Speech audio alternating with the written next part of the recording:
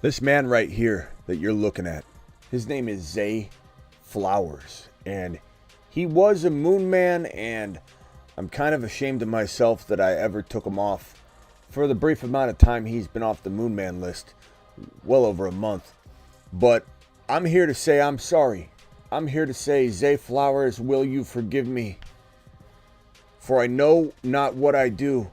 Please forgive me, and let's toss you on another little listy poo. The Fantasy Football Show begins right now, broskies. We're talking Zay Flowers, and we're doing a live fantasy football draft. Let's do it. From the FantasyFootballShow.com studios, it's the Fantasy Football Show live Monday through Friday, 8 p.m. Eastern. Smitty is also live whenever news breaks. We're live whenever news breaks. We're live 8 p.m. Monday through Friday. We're live graveyard shift. That is what this show is all about. And you're actually looking, ladies and gentlemen, at our sponsor right here of every single graveyard show. And usually I wear apparel. If I'm not wearing apparel, I'm putting the logo on screen. I'm hyping up this company called Grindhouse, and they're an absolute boss. And if you want some amazing apparel, hoodies, t-shirts, all movie related, you go over to Grindhouse, if you know what I'm saying. Okay, let's talk about Zay Flowers, and then let's get right into the draft. And we're going to draft on, I don't know, what are we going to do, weekly winners? We could do Mania. Pitbull sounds fun. Mastiff, man, one of these times I'm going to come on and do $1,000 Mastiff draft. Only 240 entries, but that would be fun. I don't think there's anything new added to this. Okay, so we're going to do a weeklies, which is a $15 draft. You're paid out weekly, which is amazing. Go to Underdog Fantasy, promo code Smitty. Underdog Fantasy, promo code Smitty. They'll match up to $100 in your first deposit. The link is being dropped right now in the live chat as we speak. Hit that link. Let me see if I can pin said link so that you guys will be able to click that very, very easily. Let me get in here and pin the link. 1 second. And here we go. Link has been pinned. So get ready to do the draft. I love these pick'ems as well. You go to the pick'em tab at the bottom, and then you click on NFL season, and they literally have all these new additional things like this Justin Herbert 6.5 300 plus yard games, higher or lower. Trevor Lawrence 4.5 300 plus yard games. This could be something to exploit right now, because quite honestly, I don't think they see the sleeper value that we do in some of these guys. Justin Fields, let's see what they got for him. 2.5 100-yard rushing games. That's an interesting one. That's a really interesting one. Jordan Love, they don't have one of those combos for him. Patrick Mahomes, 7.5 300-plus yard games. That's some respect there. We'll get into this in a minute. These are pick'ems. We're going to be going over to the draft tab, the home tab, and then these cards right here. You're gonna want to prepare. We're not doing it yet. You're gonna want to go to weekly winners and click on that and wait for me, and we're gonna jump in together. But real quickly, Zay Flowers, I must say, this guy is looking superb. He's unguardable. He's an absolute gem on the field, and he's gonna make Lamar Jackson have a much better season than I think even I anticipate. You know, I'm even admitting I'm undervaluing Lamar Jackson a little bit. I think partly because of what I believe this guy could do. Sometimes I catch myself saying, Smitty, you should be higher on Lamar. Not that I'm ultra low on him. I just like T-Law and Fields better. And of course, the big four quarterbacks. And yes, don't you for a minute think Joe Burrow's not still in the big four. Some of you out there doubting Joseph cigar smoking Burrow because his little calf is injured. Don't worry about him. He's smoking cigars right now in a lawn chair waiting for a contract offer, and he'll be back in the nick of time. He's going to cool it until he gets that deal. I think that deal comes at some point either this week or next week. We'll have to see. And then Joe Burrow returns the next day. That's probably how that's going to go. But this guy, Zay Flowers, he's unguardable. He's unguardable. And what did I say to you? And again, I'm ashamed of myself for backing off the prediction to a little bit of a degree. But what did I say to you guys when I did the rookie write-ups and analysis and videos early on before the actual combine. That this guy was my number one overall player, even over JSN. Number one overall player on film. Physical attributes, what I see when I watch him run a route, all of those things, not including landing spot, not including where the NFL teams rank him, which can have a lot of influence, a la, players that have dropped out and become not as highly ranked, like Sean Tucker, because he doesn't get drafted, and so guys move around a lot. But this is my number one talent-based player watching film pre-NFL draft. Now, coming out of the NFL draft, I liked him and JSN about the same. If you guys remember my rookie video when I ranked the rookies right out of the draft, did a rookie mock draft, did a rookie ranking, I said right away that I kind of flop around on Flowers and JSN. I don't know which one's going to be better than the other in their rookie season. I think his situation is a little bit better than JSN's initially, but I think JSN comes on strong down the second half. This guy's so unguardable right now. So unguardable. In an NFL where you can't manhandle a wide receiver, downfield anymore. Initial contact at the line of scrimmage, couple pushes, boom. Now you can't touch him. And this guy's going to be unguardable. He's going to be Antonio Brown. The only thing that stands in his way is if Lamar fails to get him the football or he gets hurt because he's a rookie. This might be one of the most exciting rookie wide receiver players that we've seen in a while. Even though we had the sophomore class come out, this year's sophomore class looking so electric this year, these two, JSN and Flowers, could be, even though we don't have as many of those guys that are in the sophomore class coming out of this year, these two, and some might say Quentin Johnson's there. I don't yet. I think he could get there, but these two guys will be kind of in the I would say above, maybe even above where Dotson is, and maybe slightly below where Olave and Garrett Wilson are, meaning at least one of these guys, Flowers or JSN, could be in the Moonmen conversation next year to the degree we love, Olave. Like one of JSN or Flowers could be Olave exciting in 2024. So from a dynasty perspective, jump on board. You better already be on board. From a redraft perspective, I'm giving you permission to go smash the draft Zay Flowers button and often in redraft, because he's going to be an absolute gem. He's just unguardable. He's unguardable. You keep hearing that term because it's true. He's unguardable. And he's starting to become one of my favorite wide receiver fours in fantasy football. And in weeklies, he's very valuable. Him and JSN both, because even if it takes till mid-season to get into their groove, all you need to do is win 1 week. All you need to win is 1 week. You win $20K on the weeklies. The weeklies pay out weekly. There is no grand prize. There is no adding weeks together. There is no accumulation of weeks. There's no Super Bowl. It's literally, can you win week 1? $20K. Second place, $10K.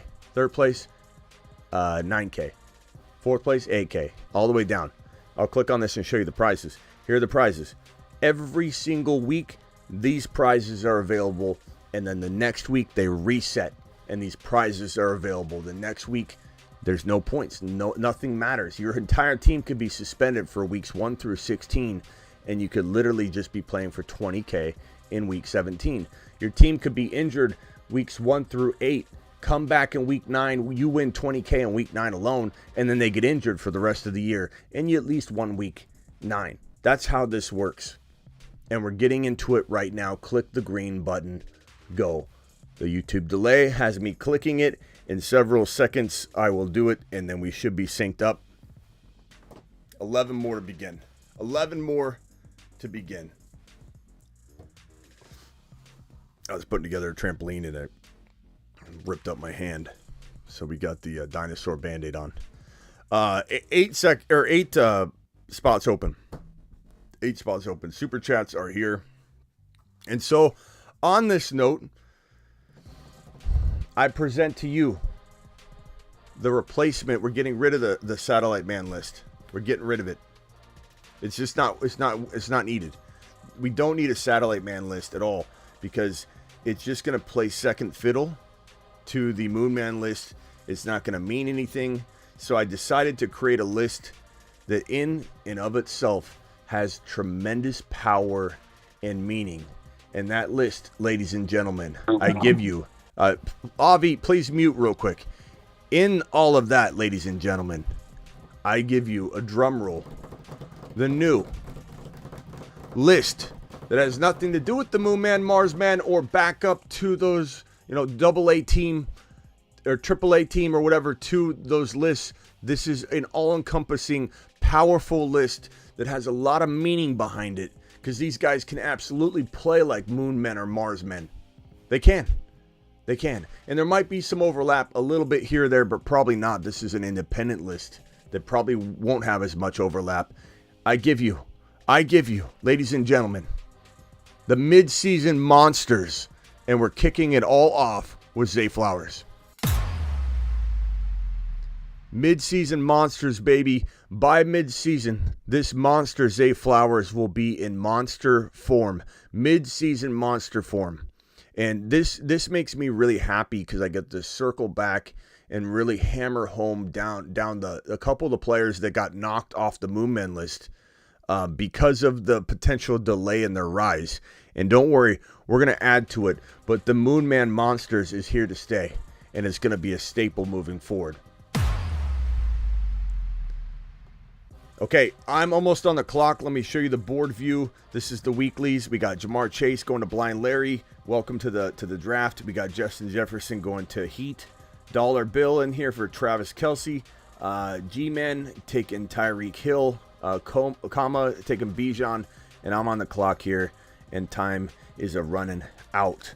And this is one of the most beautiful drafts to take McCaffrey in, because he can play 4 games. Get hurt and it doesn't matter. You won't win week 5, 6, 7, 8, 9, 10, 11, 12. But if McCaffrey's playing, let's say, he's the best player in football for just weeks 1 through 4, I've got 4 chances to win 20K, because every single week is individual in the weeklies. No week ties to another week at all. So McCaffrey's this is one of those picks that I love to make in weeklies. This is where I do draft McCaffrey.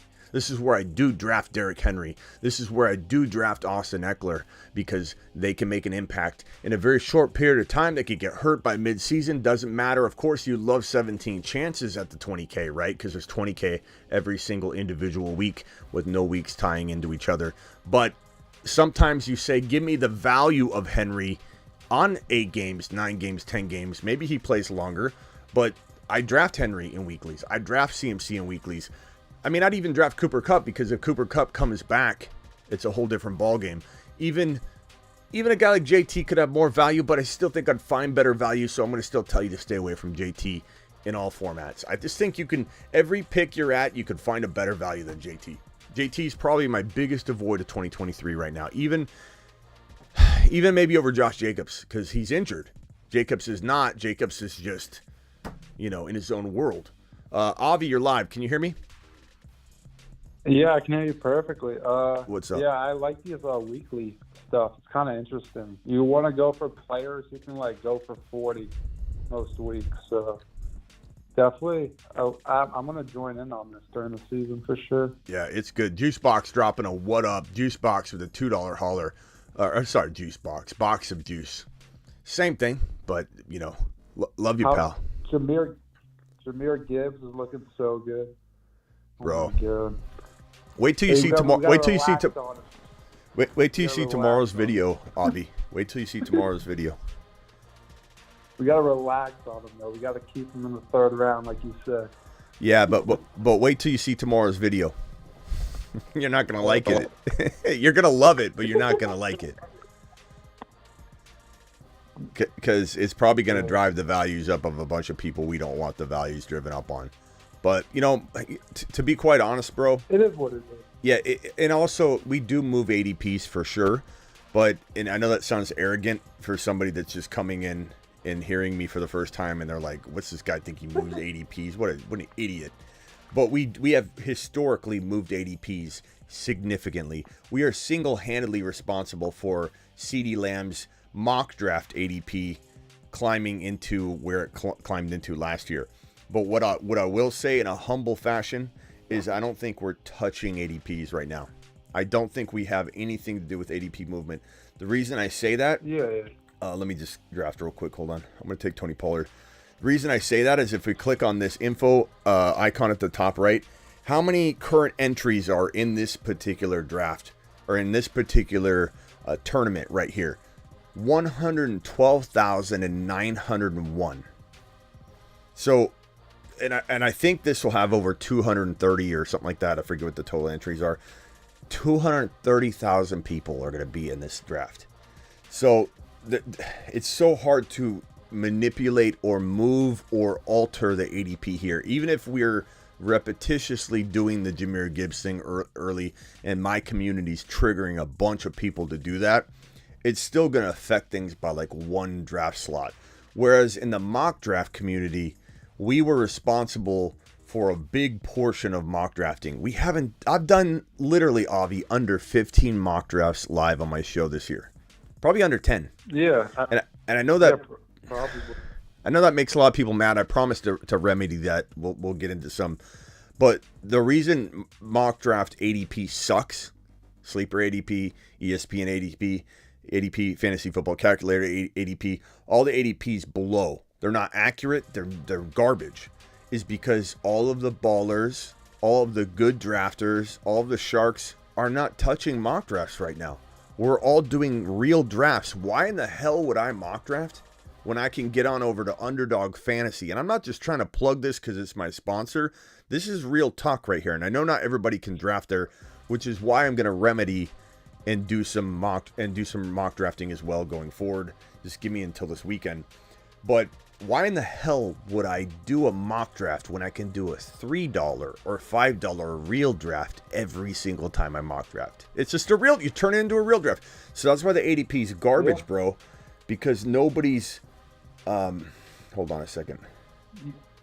I'm going to go Debo here because this is weeklies. So Debo gets hurt. It's, it is what it is. I got McCaffrey, Debo, Tony Pollard. That's sick. No, that's nasty. That's sick in weeklies. I know Debo's early. I know we like Christian Watson. We like London.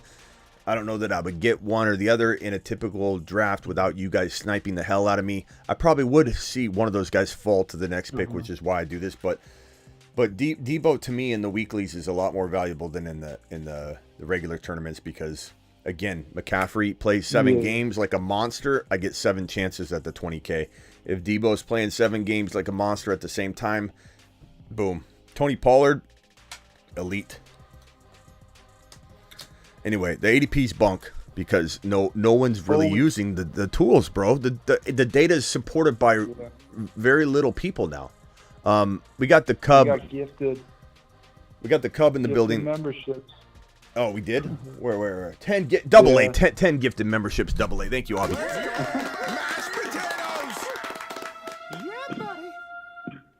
Yo, so yeah, what you liking the? I feel like you got like a little Niner offense going on right now. Like if McCaffrey goes down to Devo, I kind of like that little duo you got going right there. Yeah, and I'm not a Niner fan by any means. I kind of participate in some Niner community shows with my boy Raj, RS 49ers. And so I go on his live stream all the time, and I did more last year. I'm so consumed by all the stuff I got to do. I haven't done it as much, but last year I did like a Friday show with them pretty much every Friday for like 2 or 3 years. And so a lot of people think I'm a Niner fan. I'm not at all. In fact, I'm like the biggest anti-Shanahan. You like the Cardinals, right? The Cardinals are my team, but I'm very much compartmentalized with that. Yeah. I don't let it affect me at all. I'm not a Cardinal fan whatsoever when I'm on this show. I'm a Pats fan. They suck. But I feel like the thing is kind of crazy right now. Is so it's really hard to like value the San Francisco 49er players because it's just like, okay, the quarterback is a question mark. Like what kind of offense are you kind of getting with the quarterback coming in? But it's like Ayuk is like so like, oh, he's metrics, he runs the best routes, he's the best wide receiver on there. But then Ayuk is dropping you for Debo. But I feel like Debo's a little bit sleeper because he got that rushing, and I feel like that's what they kind of really hate him for, is to be a dual threat. Well, I mean, I don't know, bro. It really depends on Purdy and how Purdy develops, and they seem to use Debo when Debo did his rushing thing. That was when they had no quarterback play at all. Jimmy Garoppolo just threw the ball to him, and it was all design plays for Debo. That's what drives me nuts when people say Jimmy's a winner or Jimmy's a good quarterback or anything like that. Jimmy just handed the ball practically to Debo Samuel. There were design plays. Debo did almost all of Jimmy's work. All of Jimmy's stat lines were Debo getting the ball at the line of scrimmage and taking the football down the field, being like a top 3 wide receiver in yards per catch, and I think he was number 1, number 2 in yak yards. So which is a crazy combination because he's doing everything from the line of scrimmage. So most yards per catch while he was catching things at the line of scrimmage. That's insane. But Debo I like because I think he can serve 2 purposes if they need to morph him into something else. I still worry about his declined year last year. But what you got to keep in mind is he's even said it. He was carrying some extra LBs. He was very much not in tune because sorry, I'm not showing the draft, guys. He's very much not in tune because he was, delayed in getting going because of the stupid contract negotiation, which I blame on Kyle Shanahan and the Niners doing it the Niner way, dragging their feet. This guy went out there and put his heart and soul on the line. Debo Samuel shortened his career by running the football as many times as he did, and they didn't have the common courtesy or decency to give Debo his extension early on so he could get into camp and focus. Yet they made this guy piss off the fan base, and the fan base was sending him,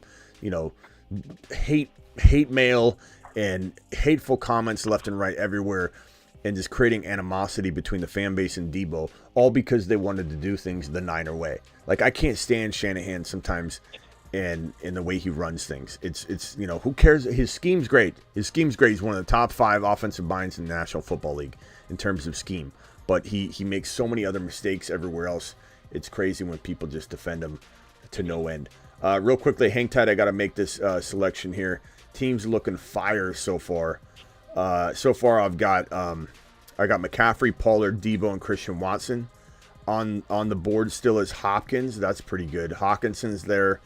I'm not huge on Hawkinson at this value because I love so many of the other tight ends later. This is 5th round's pretty good.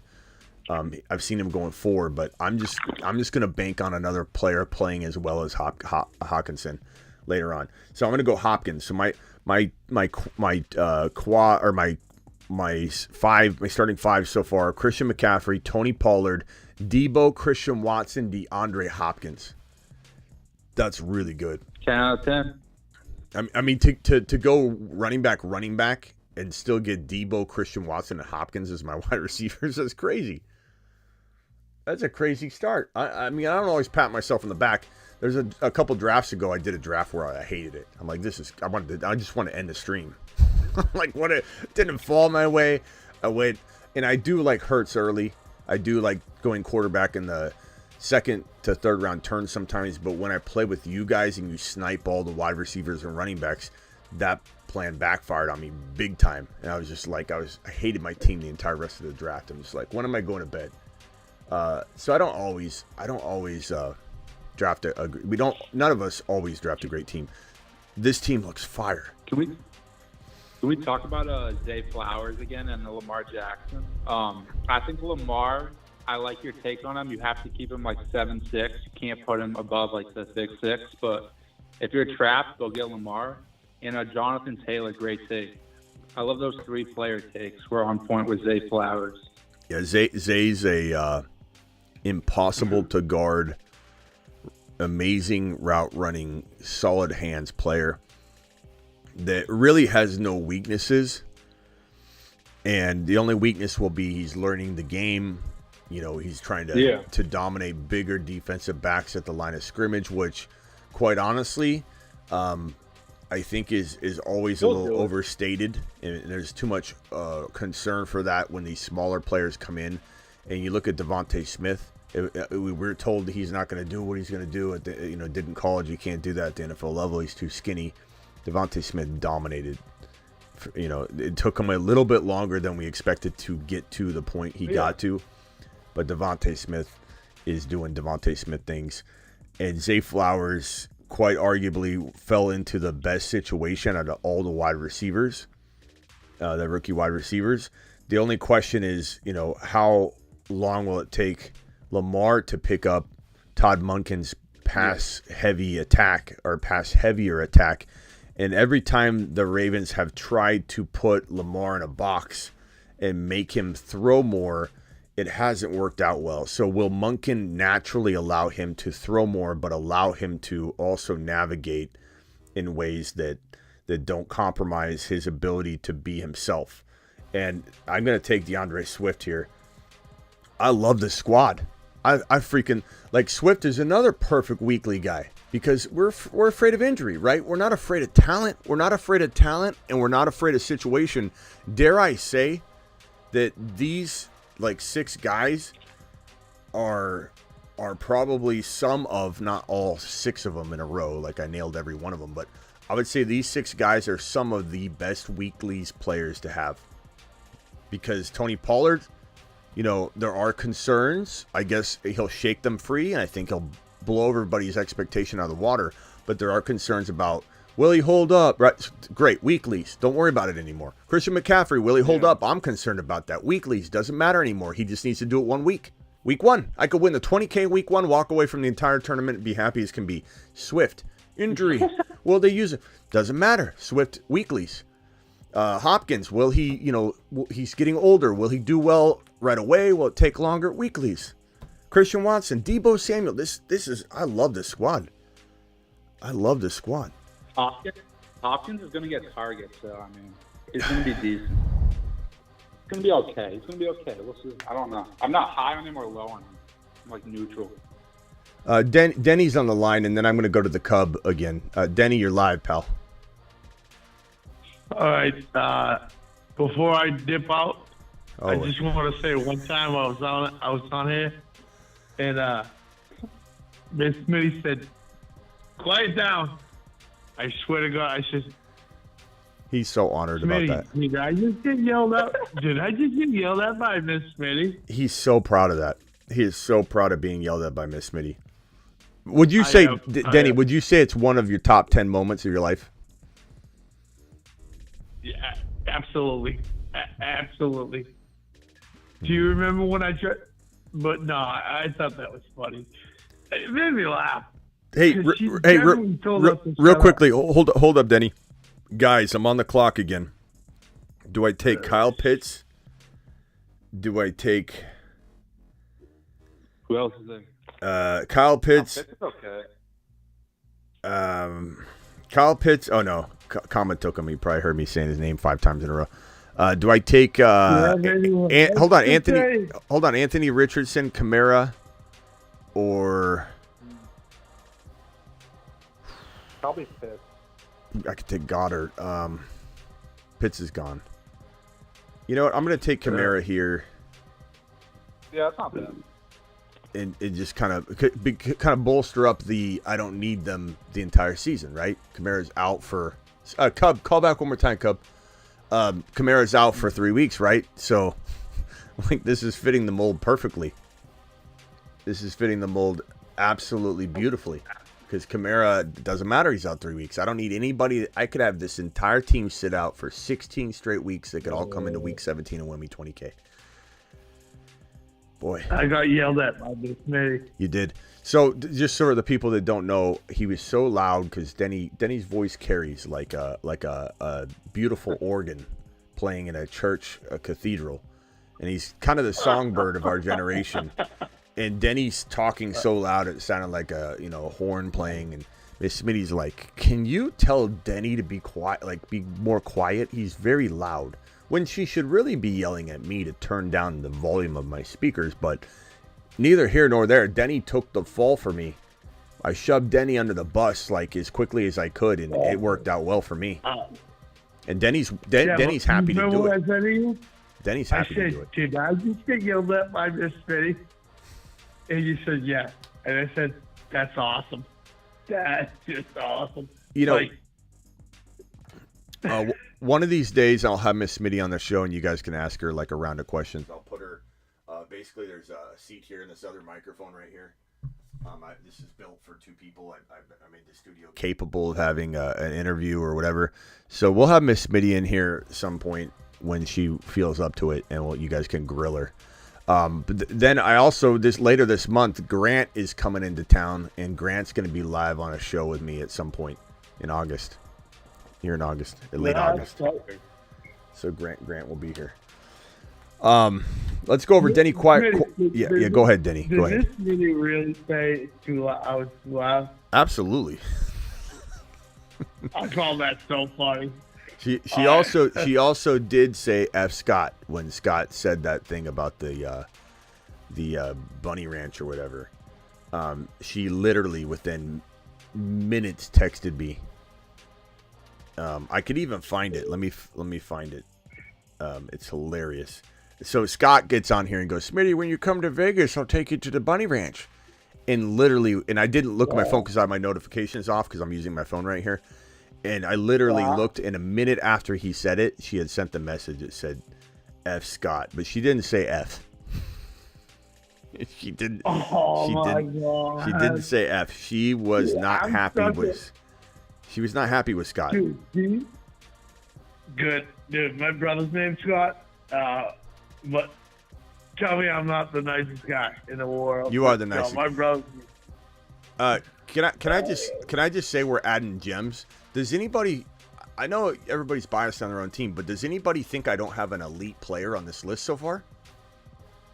McCaffrey, Pollard, Swift. I mean, elite capable. McCaffrey, Pollard, Swift, Kamara. Weeklies, so they don't have to do it all year. They just 1 week have to pop off. Debo, Watson, Hopkins, Evan Ingram. I think Swift is kind of hard because, man, there's so many people on those offense that, I mean, like how you said, Hurts has an over and under of a 10.5 on rushing TDs. And then you got Brown and Devontae. And then you got their top tight end. It's just like, is everybody going to get 10 or 5 TDs? Yeah, but can I ask you a question though, Cub? Do you think that Swift is one of the most talented players in the league physically, regardless of injury and all that? Do you feel like he could be considered one of the most elusive running backs in the league? You can be honest too.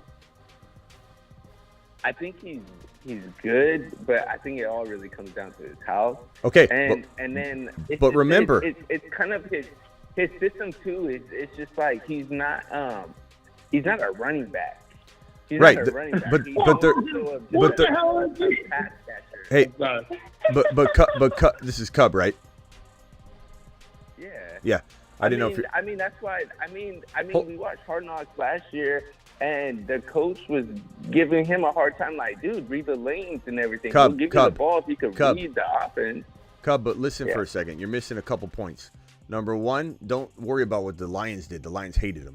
The Eagles traded for him. Number two, you got to look at the news, pal. They've been lining him up at wide receiver, and they're using him almost exclusively as a wide receiver, and they're feeding him a lot of targets, and they're planning a lot of plays around him.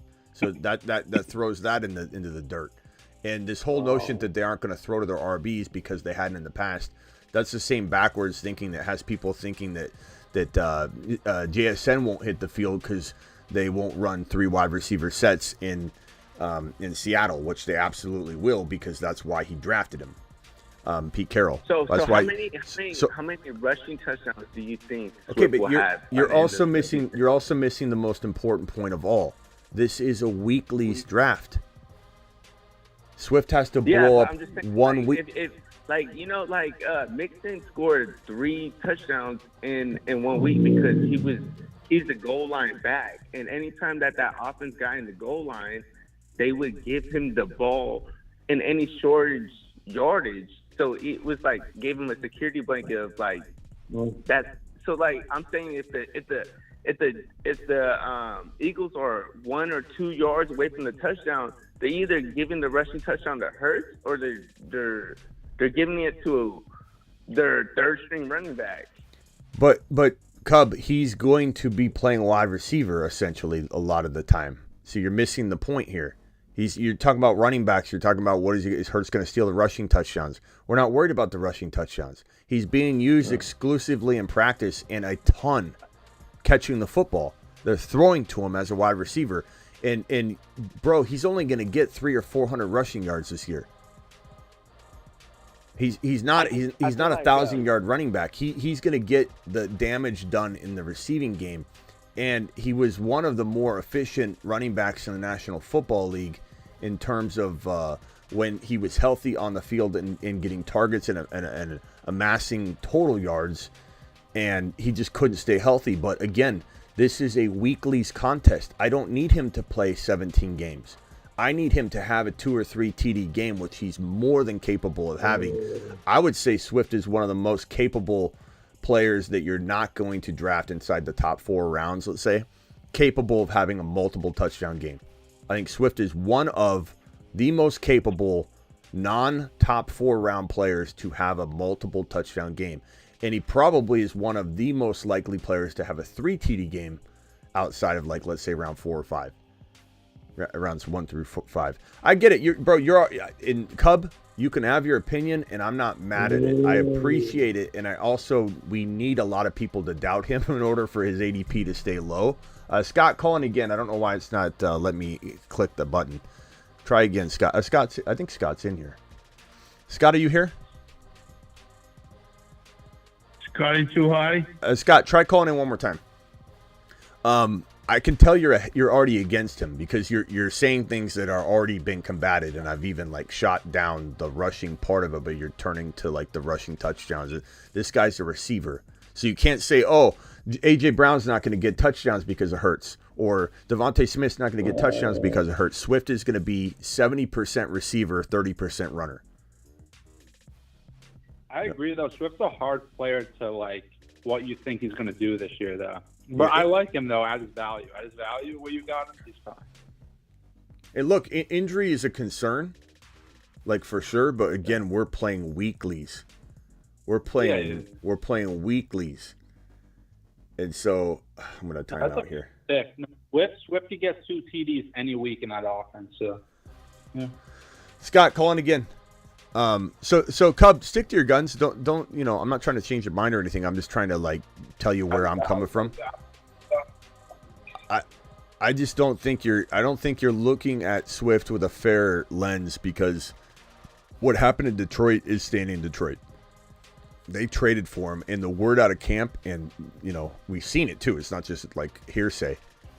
The word out of camp and what's happening in camp, visually we can see it. They're feeding Swift the ball. They're getting him open in open space. They want this guy to be a player they can count on, and they traded for him. And he's one of the most electric players with the football in his hand when he's healthy, and I don't need him healthy 17 weeks.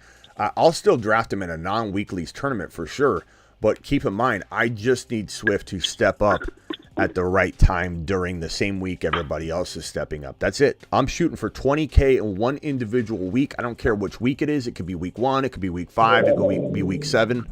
You know what I'm saying? Hold on. Let me put this caller on hold real quick. 510 caller, you're live. What's your name and where are you calling from?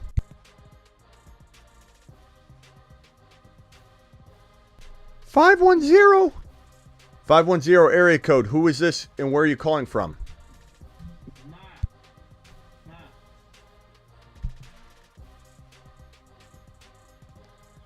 Okay. Anyway, scared. Hold on. Scared Scott's on the phone. Scared Scott, what's up? What's? Yeah, you haven't. Where you been? I heard the Tillman Smitty. I'm deeply sorry. She's okay. But I will Apologize. where is the badge of honor? You apologize to Smitty and we'll be all right. That's no, I'm sorry. Yeah, it's okay, pal. And I think it's I forgive you. I'm kind of proud that I got an F-bomb from this Smitty. Yeah, I mean, you could look at it. You could look at it like that, a badge of honor, so to speak. I'm trying to draft. I'm gonna go Odell here just because I think he kind of fits the bill here too. Could he be impressive for like 4 games, then get injured? I'm just trying to accumulate guys that I think can overperform for a short stint or for half a season or whatever. But this team so far is off the charts. I got Aaron Rodgers at quarterback.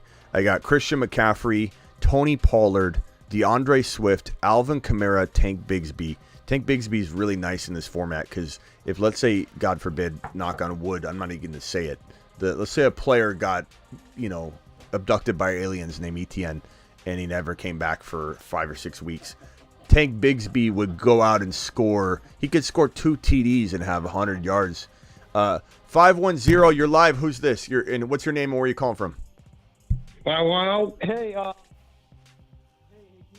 calling from the Bay Area. I just had a quick question. So, I'm in a 16-person league. Let's go to the Bay Area. Oh, hold on 1 second. Hold on. Let's hear him out. You said what was your name? Bay Area? It's Suchi. It's who? Suchi. Suchi? Yeah. Okay, Suchi. Okay, Sweet Cheeks. Sweet Cheeks or Suchi? I had a quick question. So Let's let him talk for a second, Denny. Go ahead. Sorry. I'm in a 16-person league right now, and we're doing a thing where if we're taking a QB at the flex. I just want to hear your thoughts. What's your strategy? Would you go with still the wide receiver, or would you actually go quarterback heavy in the beginning? Hey, Denny, just let him talk real quick. Hold on, okay, Denny. This is where you get a little bit loud here, so hold on.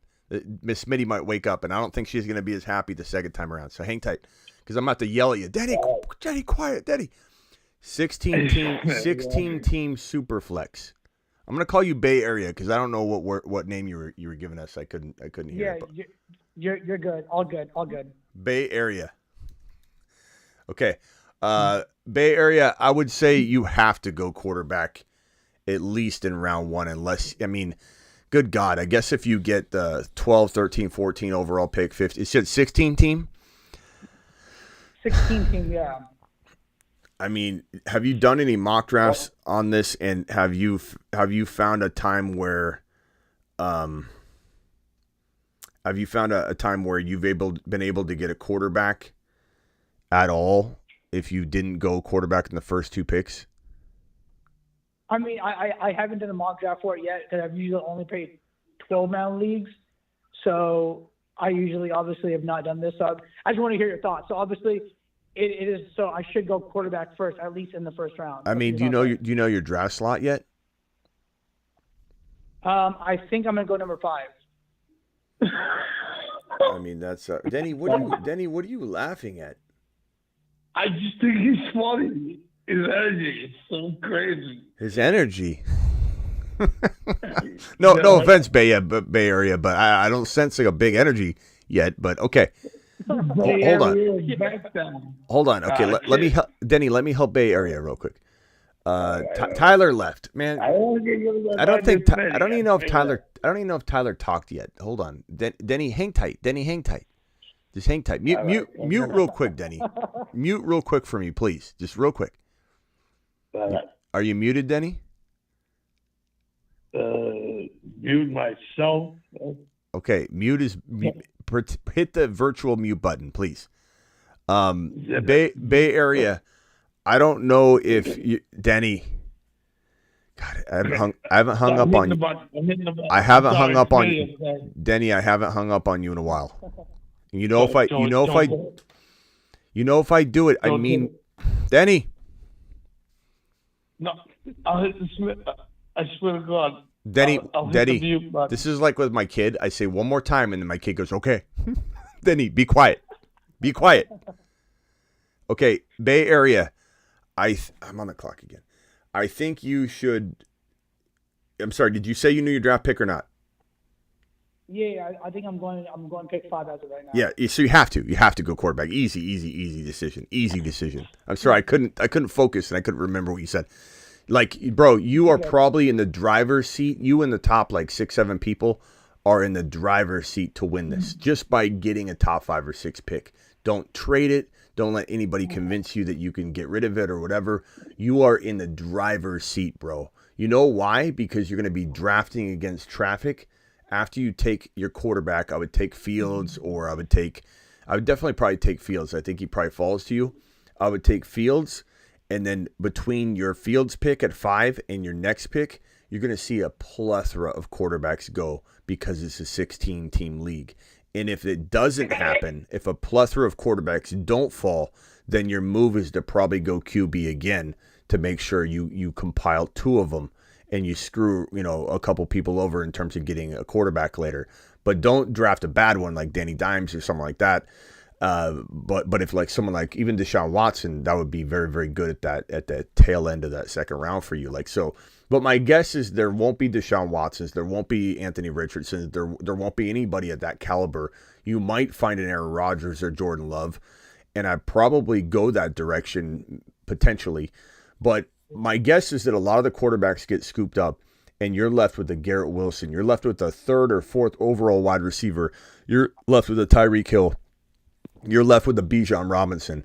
You might end up being able to get Bijan Robinson and a potential St. Brown. I mean, this could get really, really good for you if people go quarterback hungry between your 4 or 5 overall pick and your next pick. So you should be in the driver's seat, bro. You should be in the driver's seat. All right. Thank you. And let's go over to Tyler from Illinois real quick. You can hang tight, Bay Area. You can ask another question if you want. Appreciate you. Let's go to Tyler. Tyler, you're live. Have I gone to you yet? No, not yet. I'm sorry, bro. What can I do for you? No, you're good, Smitty. Listen, I'm going to get a lot of hate or a lot of mocking in the chat, but you're talking to a best ball virgin. And when you sit here and say all the time, like, oh, $3-5 for this, and you can win $20K on 1 week, I got to know how this stuff works. Okay, so look at this rules right here, okay? So basically, if you see on the screen, or if you don't see, I'll explain it to you. Weekly prizes, weeks 1 through 17. In this particular, not all tournaments are the same. Most best ball drafts, you draft your team, and then at the end of the season, at week 17's end, you'll have the highest scoring, essentially, team in a way. I mean, there's different rounds, and it's hard to explain those, and you can learn that later. But essentially, you're trying to be the best team at week 17's end out of all the 200, 300,000 people. And then you'd win, like on the Best Ball Mania, it's $25 an entry, and you'd win. Oh, my God, I'm going to time out. Hold on. Don't worry. You'll never be close to that because you don't know shit about shit. Okay. Anyway, hey, Denny, be kind. Be kind. Tyler, you know what? Tyler might smash it. You have no idea. Tyler. Okay, Tyler. So anyway, that's regular best ball tournaments. This is a specific tournament called Weekly Winners. And essentially, this is the best one of them all. And this would be the best for a person like you that's new to it, because you don't have to know the ins and outs of stacking and what's going to happen if you get to week 13, which is the final, or week 15, which is the first week of the playoffs. Week 14 is the final regular season week. And basically you're going to be in the group of 12 that you draft in pretty much all these formats. Mostly you'll be in the group of 12, right? The 2 winners of that group of 12 from weeks 1 through 14 advance to week 15. And you get thrown into a new group of 12, and the 2 winners from there go to the next round. And then when you get to the final week, there's like 200 or 300 people left, and they're all in one bucket. Who scores the most points the final week, they get the big prize. So in the Mania, it's $25 an entry, and it's like $1 million, $1 million type of prize. I forget if it's 1 million, 2 million, whatever it was. I'll look in a minute. In this particular tournament, though, this is the one that I think you'll like most. Is these prizes are weekly. So you're drafting a team, okay, one time, and if you have the most points scored in week 1, you get $20K. If you have the second most points scored in week 2 out of everybody, out of all like 200,000 or 300,000 people, you get $10K. If you score the third most points, you get $9K, then $8K, then $7, then $6, then $5. And the team you're drafting, you don't get to change it out. The whole point in best ball is you draft and then you're done. You don't touch it again. You can monitor it, you can look at it, but you don't touch it again. And your lineup requirements are in here as well. Look at the lineup requirements right here at the bottom of this. You're starting 1 quarterback, 3 wide receivers, 2 running backs, 1 tight end, 1 flex, and you have 10 bench spots. Your bench spots get pulled in and out of your lineup for you based on your highest scoring players. So you never set a lineup. Your highest scoring players fill the lineup spots. Kind of like in poker, when the flop comes out, you've got your hand. It'll use your best hand. Yeah. Same concept. So that's how you play it. So this is the best one for you because you just draft the best team you can, and you hope that one week you outscore everybody else. Okay, that makes sense. Okay. And I had one other quick fantasy actual related question. Yeah, go ahead. I heard you probably an hour ago, and it was in the beginning of the stream, and you glanced through it and kind of skipped over it. But is it time to move Jahmyr Gibson mid to late round 2? Is that what you were hinting at over there? No. That's hinting at. That it's not that he can't. It's not that he can't score that. You're just his ADP's in the middle of the 3rd round. You know. Then what was it that we weren't gonna? You what? What was it that we weren't gonna? Or you said something that we weren't gonna like because it was gonna drive his ADP up. Oh, tomorrow's video. You'll see tomorrow. You'll see tomorrow. I don't want to spoil the video. I mean, the video is it's going to talk up some players, and it's going to make people want to draft them higher. That's all I mean. Whenever I do a video on a player, it's like, oh, there goes his ADP, because then everybody wants to draft him, right? So that's the kind of thinking I was. I'm not saying that I'm going to tell anybody to move ADPs. It's a good question though, Tyler, because at one point I said don't take Bijan any higher than you have to. And then there was a day where I announced I was doing a video, and I came out and I said, Bijan's ADP is 9. I think it was 9 or 10. Which it has since, bounced back to.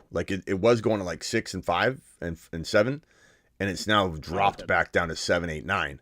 And this news today that he's the number 3 running back on the depth chart, as much as we assume that people are logical enough to understand what that really means, I'm telling you, bro, the DMs I got, the amount of messages I got, the amount of, even though it's a small percentage of the population in the live chat, there's still people worried enough that I can guarantee you Bijan's value dropped a little bit, at least, maybe a round or two, or a pick or two. And it wouldn't shock me if Bijan fell to 2.1, 1.11, 1.12, just because people are going to say they overreacting Oscar. They're going to say things like, but they like Algier, and they're going to run Algier, and he did have 1,000 yards, and I just feel like they don't like fantasy. Arthur Smith said, I don't like fantasy.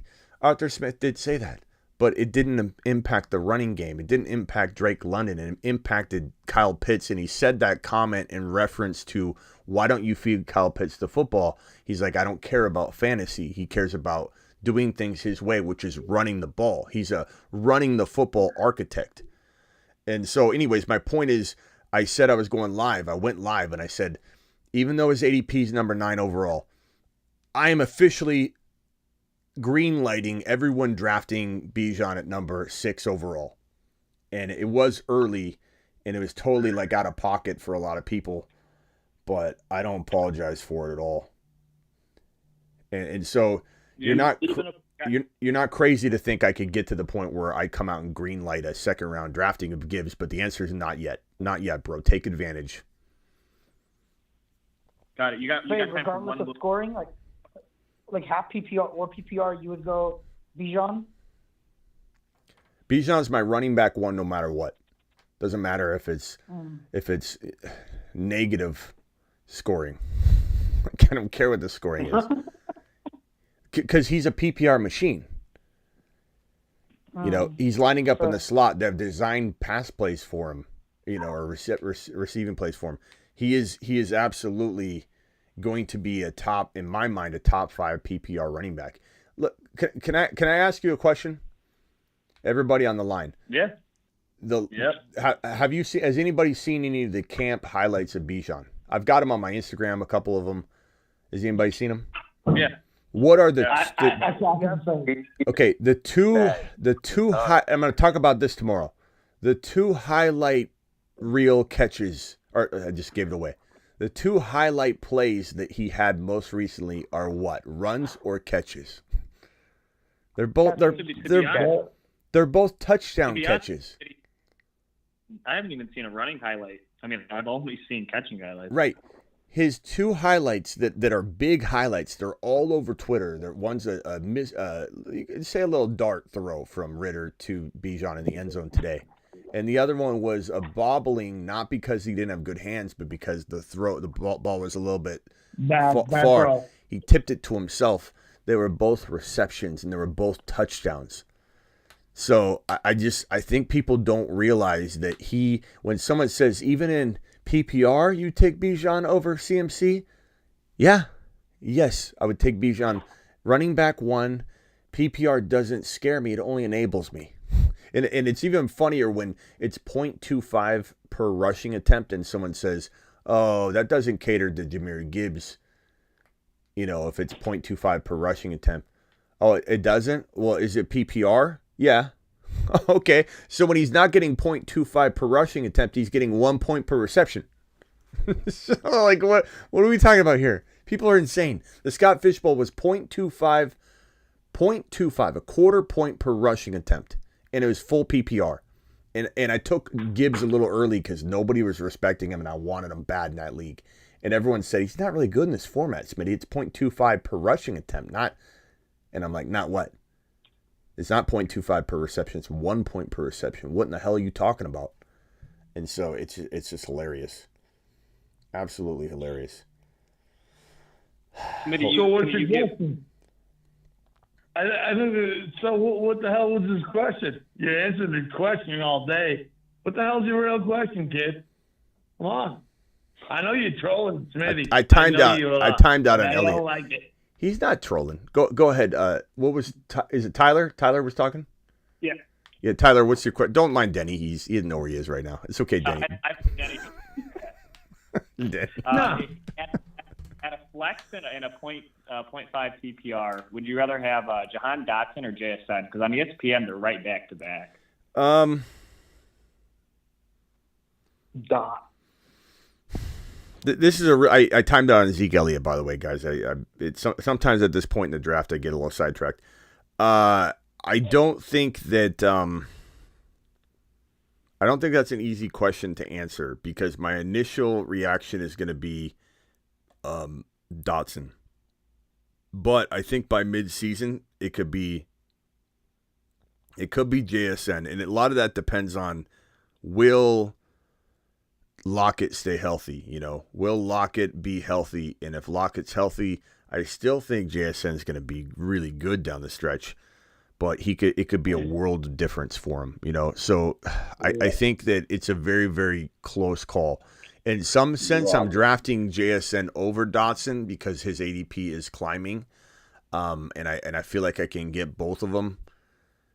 But I think that it's a very fair question, and I could rotate him, honestly. And I love Dotson. He's on the Moon Man list, but he's also a lot cheaper in some context. So that's another factor in being a Moon Man, the value. But JSN is going to be probably added, and I'll announce it when it happens, to the midseason monster list, which is right here. This is the midseason monster list. This is number 1. It's taking over where I deleted the Satellite Man list because there was no need for it. We don't need a AAA club. We only have winners here. If you're not first, you're last. And so the Moon Men and Mars Men are here to stay, obviously. And the Satellite Man list, we don't need it. Instead, we want mid-season monsters. Flowers is the guy leading the way right now. And JSN, don't tell anybody, will probably be the next one added. Just to talk about how these players, they could slow start. They may not, but if they do, they're going to be mid-season gems. They're going to be Moon Man material. Basically, the definition of a mid-season monster, and I'll probably put this on the screen as I tweak it. The definition of a mid-season monster is being in Moon Men form by mid-season. Zay Flowers. Zay Flowers. Okay, let me go over to Bay Area and then Cub. And Denny, please hang tight real quick. I appreciate you, Denny. I'm not mad at you at all. Go ahead. Bay Area. I'm good. I'm good for the night. I appreciate it. Okay, you can hang. You can, okay, Bay Area. Thanks for calling in, pal. I appreciate you. All right. Okay, Bay Area. Thanks for calling in, pal. I appreciate you. Okay, you can hang. You can, okay, Bay Area. Thanks for calling in, pal. I appreciate you. Okay, Bay Area. Thanks for calling in, pal. I appreciate you. No, I appreciate Bay it Area. very much. Denny wants to say something to you. Denny, it better be something nice. I find you. There's this one song that I love, and it's by what the hell is that?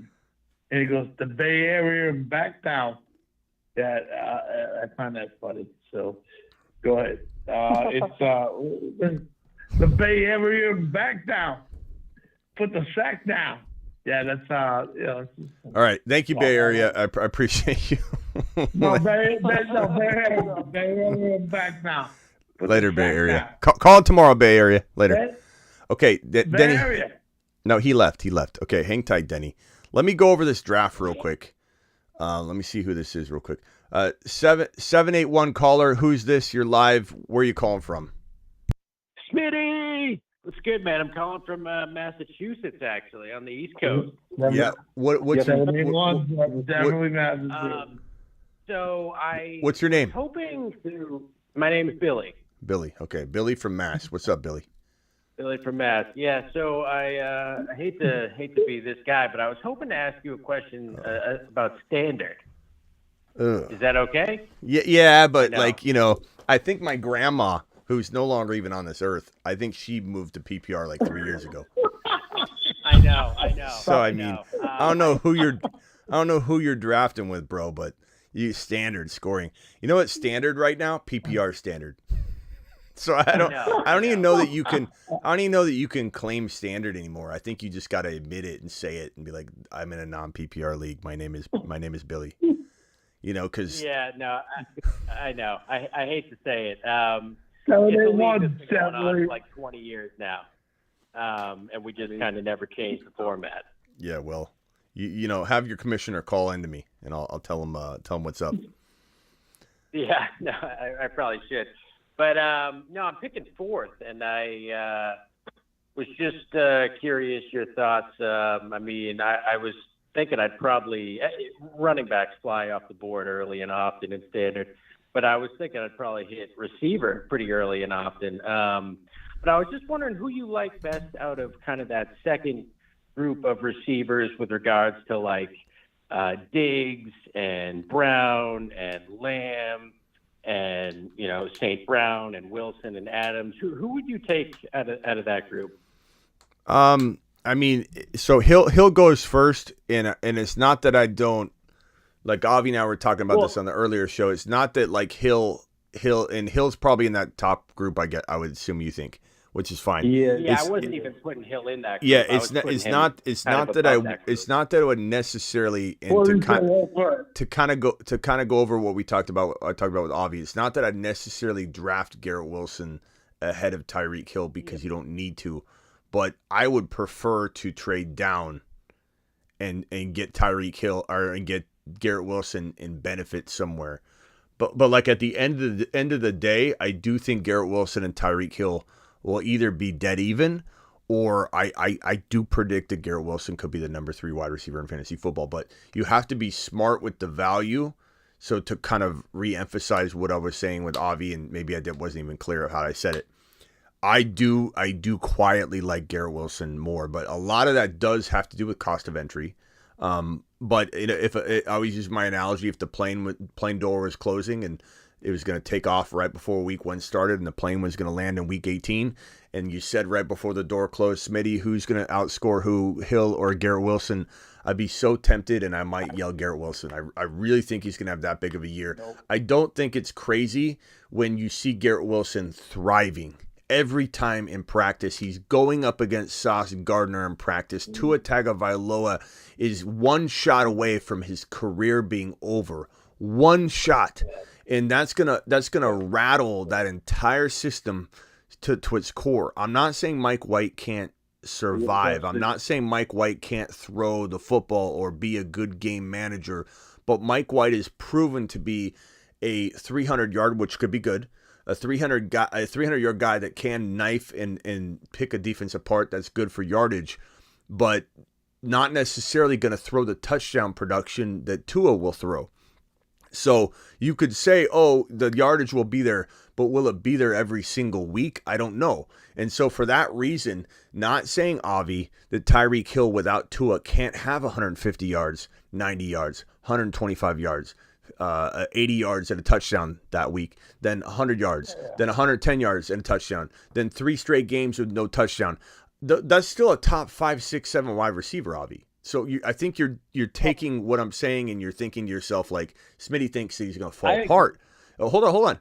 You're saying Smitty's saying he's going to fall apart. I'm not saying he's going to fall apart, but I'm saying a Garrett Wilson with 17 weeks of Aaron Rodgers is going to outscore a Tyreek Hill that is missing Tua for over half a season, which is what I think's unfortunately going to end up happening. That's the difference, because if Tua was there for 17 weeks, I kind of agree that I would take Tyreek Hill, but he's not gonna outscore Garrett Wilson when Garrett Wilson's getting the yardage and getting the touchdowns and getting the receptions, and he's getting put in amazing field position. In my opinion. I mean, I'll make a bet. Tyreek Hill outscores Garrett Wilson. I think Tyreek is very high value. You have to pay a high price for him. I agree. Garrett Wilson's price is a little bit. But I mean, it's very close. It's not one of those things that like you're betting on. But I think you're discounting the capability that Garrett Wilson has to hang with Tyreek Hill all season, even if Tua is healthy. But if Tua goes down, Avi, which you can't predict, there's no way Tyreek Hill's hanging with Garrett Wilson if Garrett Wilson's got a healthy Aaron Rodgers and Tua's not in the picture. Garrett Wilson to the moon. I was going to say, what about those other guys, though? You would take Garrett Wilson in standard over, like, Diggs and Brown and Lamb and Adams? I think you need to be careful, again, to play ADP to your advantage. I'm not saying to not draft the best player. If I ultimately feel like Garrett Wilson's better than those guys, push come to shove, I probably will draft Garrett Wilson over Diggs. Tyreek Hill's a different case just because his value is so high. It doesn't make sense to draft Garrett Wilson over Diggs, over Tyreek Hill. But Diggs does float around to that 7, 8, 9, 10 territory. And so I definitely, if push comes to shove and I can't trade out or I'm in best ball, I will 100% take St. Brown ahead of Diggs, and I will take Garrett Wilson ahead of both of them most of the time. But I do believe that I will rotate between St. Brown and Garrett Wilson. Let's say I drafted in 10 straight drafts from the 9 pick, and they were both there every single time. Bijan was gone every single time. Tyreek Hill was gone every single time. And I was sitting there looking at Diggs, A.J. Brown, St. Brown, Garrett Wilson. I would say probably 4 of the times I'm taking Garrett Wilson, 4 of the times I'm taking St. Brown. One of the time I take A.J. Brown. The other time I'm taking probably Diggs. And CeeDee Lamb is a 12, 13 turn player for me. CeeDee Lamb, I love CeeDee Lamb. He's so capable of being a 10, 11, 12 overall player. But his offense is going to throw less, run more. And for that reason, I don't anticipate him to do better than last year. I think he's going to be hard-pressed, but capable of doing as good or slightly less. But still a monster. Still a total top 12, 13, 14 overall player, but not 7 overall. Garrett Wilson could be wide receiver 3. And I appreciate that, man. Appreciate it. And don't forget Olave. Don't forget Olave could also be top 5, and he's going in the 2nd or 3rd round. So if you're drafted on ESPN, he's going around 3, which makes a very, very good wide receiver 1 in a situation where you might want to go running back. Like in this draft right here that I went, if I wasn't drafting with all of you, I probably would have got Olave potentially. So I went Christian McCaffrey, Tony Pollard, maybe not on Underdog, but in another format, like on ESPN especially, my first wide receiver would have been Olave, and I would have taken him over Debo because he's a second-round player to me. Olave's a second-round player. He's a second-round player on ADP data on Underdog. He goes in the 2nd round on Underdog. In ESPN, he goes in the 3rd round. Yahoo is 3rd or 4th round. And if you start off your draft with a Bijan and Pollard or a Christian McCaffrey and Pollard, and then you swing back around in round 3 and get Olave, round 4 on ESPN, you get Jahmyr Gibbs. Round 5, you get London. Round 6, you get Joe Burrow because he's falling. You're going to clean up your league, bro. You're going to clean up your league. Jimmy44, whoever that is, can you mute real quick because I got a lot of background noise. And hang tight real quick, guys. I got to read these super chats. You got it, Schmitty. You got it. Okay. How do you gift a membership, and what does that even mean, says Don. Don, are you still here? I'm sorry about not replying to this in time. I had it sitting on my screen, and gifting a membership is where you get the green name. Everybody with the green name in the chat has a YouTube exclusive membership. You can locate that yourself if anybody ever wants to get it. But can you guys mute yourselves, please? Or I'm going to hang up on all of you. If you click this join button or the membership button on mobile or desktop, the memberships will show the $1.99 and $9.99 plans. The $9.99 includes the Zoom calls. Every Sunday we go live on Zoom. You don't have to turn your mic on or your camera. You can kind of treat it like a podcast, but I will get on. I'll show the marker board.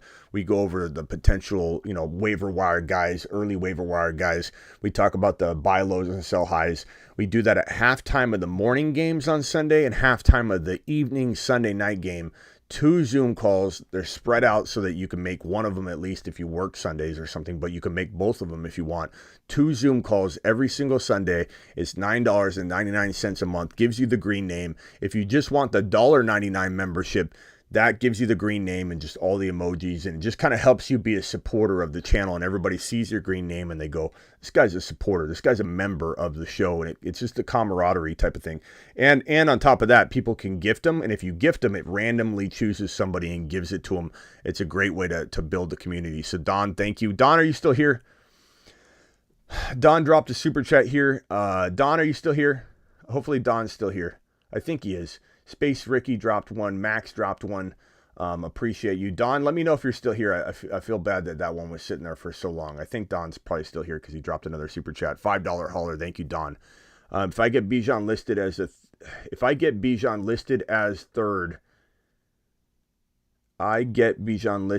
third, means nothing. But Jonathan Mingo listed as a starting wide receiver on the official depth chart. Does that mean anything to you? Okay, I got you. Don's still here, thank God. Don, you get a standing ovation. Don to the moon. Hey, can I get a Denny? Can I get Denny to say Don to the moon? Don deserves it. Don to the moon. Don to the moon, man. That's my stepfather's name. That's your what? Stepfather's name? Okay. My stepfather's name. Don says official depth chart. Does it really list him as the official starter, Jonathan Mingo? Can we get confirmation on that? Let me search it up. Because I didn't quite see that today, believe it or not. I don't see absolutely everything. I usually see everything, but this is the Panthers official depth chart. Let's see what John's cooking up here.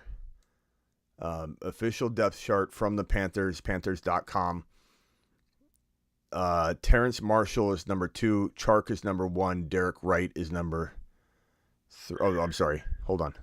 Mingo, he's a starting wide receiver according to the depth chart. Don's right. Don, this like I said, I can't see everything, but you are correct, young man. Don. All right, man. Let me put Don. Denny loves you already. Don, once Denny loves you, he does not look back. He does not look back. You are in Denny's circle forever. And a friend of mine is Denny's friend too. And you're a friend to me. Jonathan Mingo, official depth chart from Panthers.com. Don dropping biscuits on the channel. Good man. Yeah, I mean, Mingo is so good. And this is great news. He's a little A.J. Brown. He's a little A.J. Brown, to be honest with you. I'm all A.J. Brown. Yeah. And Don, I don't know if you know how much we love Mingo here. It's not like this is something that we don't keep tabs on normally. That would slip by me, but that's great. Let me show you how much we like Mingo here. Mingo, and Mingo was his name.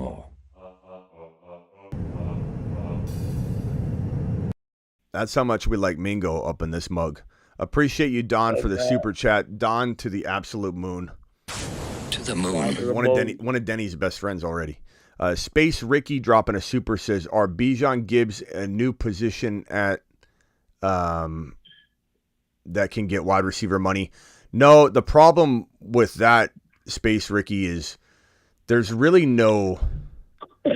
They're going to evolve the position to be a weapon, and they're going to command. I think Bijan and Gibbs are going to command money because no one's going to want to lose them. Like, that's the whole thing about controlling the market and the market controlling itself. Is, to be honest with you, these running backs don't have a leg to stand on. They don't right now. The problem for RBs is in the contract length. In the 4 years with the 5th-year option, if you're drafted in round 1, that's where running backs are getting hit hard. It's not because running backs aren't getting paid like they should get paid, like really at the onset. Bijan's, I think, the top earning running back in the National Football League, which is a problem in a sense, right? Because he shouldn't be as a rookie, but he is. And if you look at it, it will control itself. The market will control itself. The problem is running backs have no value after they played 4 years, then a 5th-year option. They get run into the ground. Entering their 6th year is like a year of death for running backs now. It's not like it used to be where they could play until 30, 31. Now they play till 27, and they're lucky if they play even remotely close to their old self, their elite self for the 28 age season. So when you're 28, you're pretty much like you're on borrowed time if you even made it that far.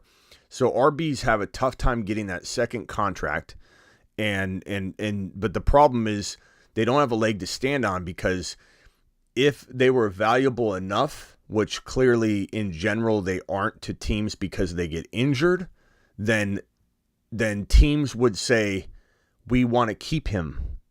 You know what I'm saying? Like, it would control itself. It would control itself. The reason teams don't want running backs and they keep cycling through is because they do get hurt.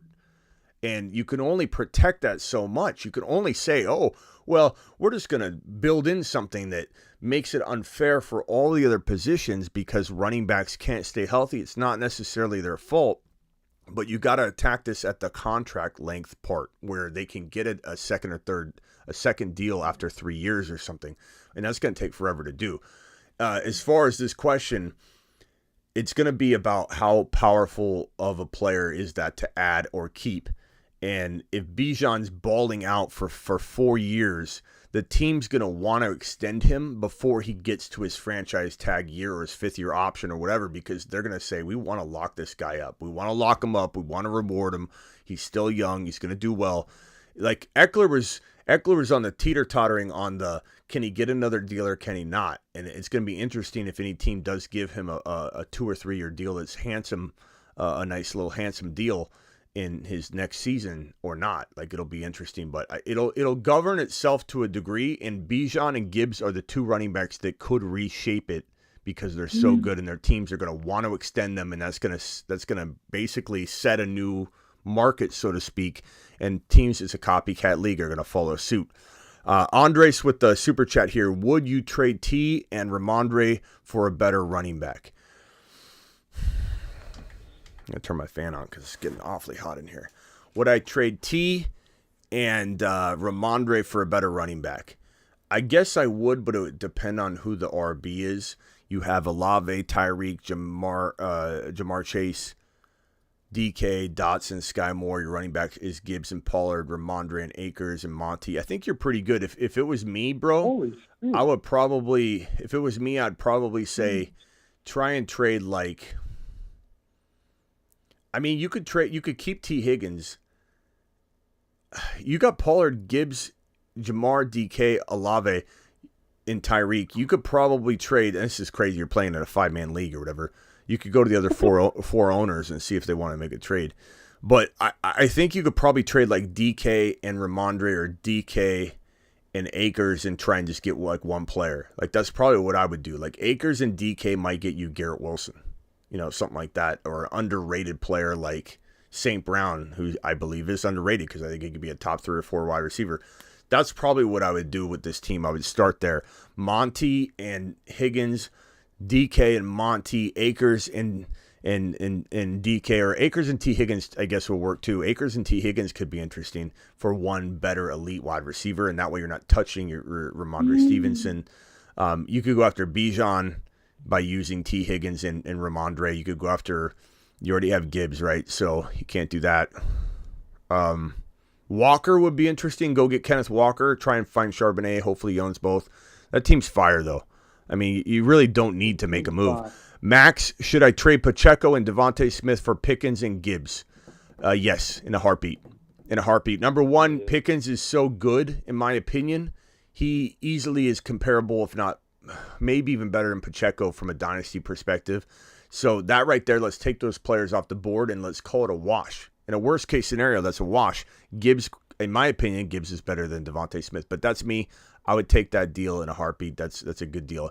I don't think you're absolutely crushing him. I won't hit the got it button or anything. Are Bijan Gibbs? Okay, I already got that question out of the way. Don, thank you so much for your question here. Max, I think I got Max's question. Let me just real quickly phone line. I'm going to come back around to you. I just need to make sure I got all the super chats handled. I think I do. Don dropped that. I get Bijan's listed. Okay, got Denny is already on the moon, man. Denny is on the moon, man. Denny lives on the moon. Denny is one of my astronauts that I sent there ahead of time to prep the moon, get it ready for the players. Denny's an absolute marvel, and we appreciate Denny. Max, thank you for your super chat. Andres, thank you for your super chat. Don, box of juice, appreciate you all. Let's go to Nate from Kansas, who's live. Then I'm going to go to, I got to go to Rock Out. He's a Mars man. He's been waiting. Rock Out. He's a Mars man. He's got this card for a reason. Then I'm going to Nate. Then I'm going to Jimmy 44, and then Billy from Mass again. And I'll circle back around to everybody, I promise you. So, and then Denny. Let me go to Mars Man Rock Out. Go ahead. Yeah, what's your thoughts on my bad team? Oh, okay. Let's see. You're in this draft. Dak Prescott, Sam Howell. I mean, I'm not overly excited about the quarterbacks, but let's take a look at why it went that way. You probably are stacked everywhere. Brees Hall, Etienne, Pierce, very good running stable. Garrett Wilson, Lamb, Mike Evans, Chris Godwin, Sky Moore, I like that. Schultz, Fant, Logan Thomas. If I'm being honest, I've seen you build, you've been building some amazing teams lately, Rock Out. I've been looking at them, and they look very, very Smitty, approved across the board. I'd say this one's pretty good, but I've seen you build better. It's really good. It's really solid, though. I mean, Brees Hall, Etienne, Pierce, Garrett Wilson, Lamb. I mean, that's really balanced. I guess I'm not excited about Dak. I like Howell, but it's good. I've seen you build better, but it's good. I don't think it's bad or anything. Blind Larry from the one spot has Burrow, Trevor Lawrence, Gibbs, Pacheco, McKinnon. Very good, Blind Larry. Chase, DJ Moore, Flowers, and Njoku. I like that team a lot. That's a really good squad, Blind Larry. You did a good job. Dollar Bill, Mixon, Penny. Not super excited about that running stable, that's for sure. Mixon, Penny, Waddle, Higgins, Mike. Oh, Kelsey. I knew this team had to have had Kelsey or something. It's a good team. I mean, it's a good team. It's not. I don't think it's going to win it. No offense. I'm just being honest, and that's what you guys want me to do. Fields, Love, Ritter, Bijan, Barkley. Very good. Obviously, great quarterbacks, great running backs. Bijan and Barkley, Rashad White. You can't really get much better than that. Drake London, Christian Kirk, Dotson, Jameson. Very sneaky in a weekly. Again, Jameson Williams is more valuable in a weekly because you just need him to win 1 week for you, right? Kyle Pitts, very solid team, I like that. This is my squad. I kind of got sidetracked at the end, and I started timeout, and I usually do that near the end of the draft. But I think I still did very well. Aaron Rodgers and Bryce Young. McCaffrey, Pollard, Swift, Kamara, Bigsby, Zeke, I timed out on. Deuce Vaughn. So Deuce Vaughn and Pollard, and if Zeke comes back, I got the entire Cowboys backfield. So McCaffrey, Pollard, Swift, Kamara, Tank Bigsby, Deuce Vaughn. Receivers are off the hook. I've got Deebo Samuel, Christian Watson, DeAndre Hopkins, Odell, Romeo Dobbs, Jalen Hyatt, Terrence Marshall. My tight ends are Evan Ingram and Luke Musgrave. I think Musgrave's a talent. Dan the Grim Reacher's got Kirk Cousins, Goff, Najee Harris, Alexander Madison, Monty, A.J. Brown, Chris Olave, McLaurin, Mark Andrews. Very solid team. I like it. Not bad at all. Last Purdue. My boy Last Purdue. Mars Man. He's got Patrick Mahomes, Lamar Jackson. Very good rotation. And for who was it on here that wanted to know about best ball?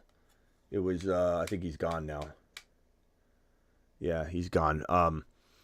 This is it's a 1 QB, but the rotational quarterback scoring that gets decided for you is amazing in these formats, because you think about it, it's like Mahomes, let's say, scores 400 points just to round it off. Lamar Jackson scores 375, whatever. If you have both of them in an optimal scoring format where the starter is always the highest scoring guy, instead of scoring 400 points with Mahomes with some other quarterback that rarely ever, if ever, is going to bump him out, except for his bye week, out of your lineup, if Lamar can rotate scoring 40 points here, 40 points there, instead of scoring 400 points with your quarterback spot, you might score 500. It just depends on the timing of it all. Nick Chubb, Walker, J.K., Gus Edwards, the wide receivers. I like Pickens a lot, but that's a pretty rough wide receiver room. Ayuk, Pickens, Hollywood Brown, Burks, Tank Dell. There's some upside there for sure, but it definitely isn't like hard hitting when you see it. And I would probably say Purdue, the worst time to try the double quarterback is in a draft where you're going to get sniped a little bit and we're all like-minded, because those positions you need to fall when you're drafting double quarterback aren't going to fall. So the running backs and wide receivers are going to drop quicker when we're all like-minded, grabbing each other's guys, and then nobody slips to us. And so not the place to try that, just so you know. G-rated, Geno Smith, Russell Wilson, Eckler, JT, Cook, Adams, Metcalf, JSN, Addison, Hawkinson. Very good team. Rock out we did. And then I think that's solid. Josh Allen, Diggs, Gabe Davis. It's a very James Cook, very Buffalo team. These are all good squads. I'm impressed. You guys did a good job. And let's circle around the phone line. I'm probably going to then jump off. So let's start off with Nate from Kansas. Nate, what's on your mind? And then I'm going to knock you off the phone line after we conclude. Go ahead, Nate.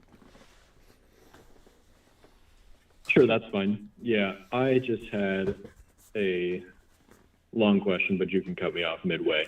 So, oh boy, Henry, Henry, I am noticing him fall in my 10-man league on Sleeper. Like, he's late round 2, if not even creeping into like the start of round 3. And if I have the 103, which I do, usually I'm getting Chase. So if I start Chase and then Amon-Ra, is he better than the other people that would be available coming around there? Or is there someone else that, like a different running back or a different position, would be better at the 3? So in a regular league, not best ball, best ball's a little easier to own Henry because you're going to have backup plans. And even if you went out in the middle of a game or something, you'd have potentially a bench guy that scores more that goes right into your lineup. That's the way best ball works. So I think in a non-best ball, and I don't know, like Henry's okay in the 3rd round. And when Hopkins landed in Tennessee, that vaulted Henry into the high 2nd round in most formats. Underdog Fantasy, let me pull up his ADP here. I know that your format, if you're drafting on ESPN, and there's all different ADPs everywhere, they might vary. So you might be seeing him in late 2nd on your mock draft data. But I'm seeing Henry go, let's see here, on Underdog, Henry is going 21.5. So yeah, I guess he did fall a little bit. He did climb up a little bit. Now he's falling back down a little bit. I think people are starting to just say, okay, how much is Hopkins really going to help? And people just had a knee-jerk reaction to it. I myself, when I'm looking at the running backs, I see Tony Pollard ahead of him by 1 draft slot. I see Barkley ahead of him by 2 running back draft slots. I see Jonathan Taylor below him. Let me plug in and show this, because this is actually a very good question. And I'll put this on screen here. Hold on. Okay. So Henry's right here. Do I have the right? Come on. I don't think it's going to let me. Gibbs will outscore Henry. Yeah, well, I'm getting to that. I'm getting to that in tight. So here's the ADP data. So Christian McCaffrey, Eckler, Bijan, Nick Chubb, Barkley, Tony Pollard. Then I expanded Derrick Henry so that you can see it. And then JT below him, Ramondre below him, Josh Jacobs below him, Breece Hall below him, Jahmyr Gibbs. So what typically happens for me, and this is, I don't know who was saying that, is I'd rather go a different position if I'm in this situation. And like the caller said, I don't know who yelled that. That was me. Gibbs is just, Avi. Gibbs is just, I don't want to draft him where Henry is, but I want to switch directions so that I can draft him as the running back instead. Because if you draft Henry here, you're a lot more likely to not go running back again, because you're worried about the wide receivers flying off the board or whatever the case may be. So what I'm saying is I'm going to preemptively take the player that I won't now need to stare in the face and go, oh, God, that wide receiver fell and I need a wide receiver. I'm going to take Olave, or I'm going to take St. Brown if he was to fall, which I doubt he will, but it sounds like he could in your format. Every format's going to be different. Every league management suggested rank's going to influence people differently. But give me St. Brown in round 2 or Olave in round 2, and give me Jahmyr Gibbs in round 3 over taking Henry and the receiver in round 3. But it's not to say that if Henry played a full healthy season that he and Debo in round 3 couldn't, or Ridley. So Henry and Debo couldn't outscore, St. Brown and Gibbs. It's possible, but I would rather not bank on Henry playing a full season, because I think it's really a really tall order. Possible, but low percentage chance he can, because it is a low percentage chance he played a full season last year. The odds were extremely against it. It doesn't matter if it happened. The odds were against it. You can play those odds games and sometimes you'll lose, but more often than not, you're going to end up avoiding injury when you're playing an extreme odds game against the aging running back. And the workload he's endured, I just don't want to be left holding the bag, And last year, it didn't even burn me because I avoided Henry, but I drafted players that did well, that I really liked, that were just as good, So it's not like you're gonna regret it. You're gonna draft a St. Brown who could score 12 or 13 touchdowns, Yeah, I gotcha. That's definitely fair. I always get excited when I hear about people fading a player like that who not only has been good in the past, but also, I guess I feel like I look back and see his years, like with A.J. Brown, although he wasn't the best talent at the time, he was still quite good, and Henry still put up these numbers, but Henry was younger. Well, I guess I'll just say this to you then. Can you play Underdog? Have you signed up yet? I have not. No. Okay. The league. I guess you're asking about the platform. My manager has it on Sleeper. Okay, but here's the solution, bro. Is I'm not just trying to upsell my sponsor or whatever. Use code Smitty if you do though. But if you play Underdog, it's, first of all, it's intimidating to play something like you haven't played before, and you're like, but bro, you can do, especially if you wait a little bit, or if you go to the let's see if I can go to are the slow puppies still around, or did those get taken off? I think they might have ran out. Like, now that the slow puppies are gone, they're going to add another one probably very soon. It's a $5 or a $3. So my advice to you is, if you have certain urges to own risky players like Henry, do it in best ball. Do it in a $3 draft where you can draft like 5, 6, 7 times for $3 when they do a $3 tournament, which once one leaves, it's like a couple days or a week wait, and then they drop another one. They're constantly having different tournaments on Underdog, and use code Smitty, they'll match up to $100 in your first deposit. So if let's say you drop just $50 into the account, or $25, they'll match it. So $25 will give you $50. And then once they drop the $3 or $5 draft, you can literally just for $25, they'll give you $25 to match it if you use the code. And then you can just literally like blast through a bunch of Derrick Henry built teams. And then you have your fix out of the way. And if it works out, you're going to clean up, So yeah. I just urge you to do more of those, and then just run your risky, ideas through those. It's kind of fun to do. But I would go Gibbs personally, but trust your gut. If Henry's gonna have a full season in your mind, just trust your gut. Don't listen to anybody. Don't listen to me. Let me help you, like nudge you over a fence that you're on both sides. You know what I mean? Don't have me. I don't want to pick you up and toss you over a fence you don't believe you should be on the other side of. Like, that's not my goal. No. Yeah, I definitely agree with you on the information you've said about Jahmyr Gibbs, and I also really like the point you made. It might have been in an earlier stream about how he effectively plays a different position than Montgomery, so his production won't be limited like a lot of people think, which pushes him down. Yeah, Monty has zero effect on Jahmyr Gibbs. Zero effect on Jahmyr Gibbs. And I'll pull this up here. This is showing the Falcons, right? But the Detroit Lions, I forget how many attempts they had because they're not on this list, but let's call it, I don't know, in 2023, let's call it like 400 and, I don't know. Does anybody know? Let me look off the top of my head. I don't know how many carries the Detroit Lions had as a team.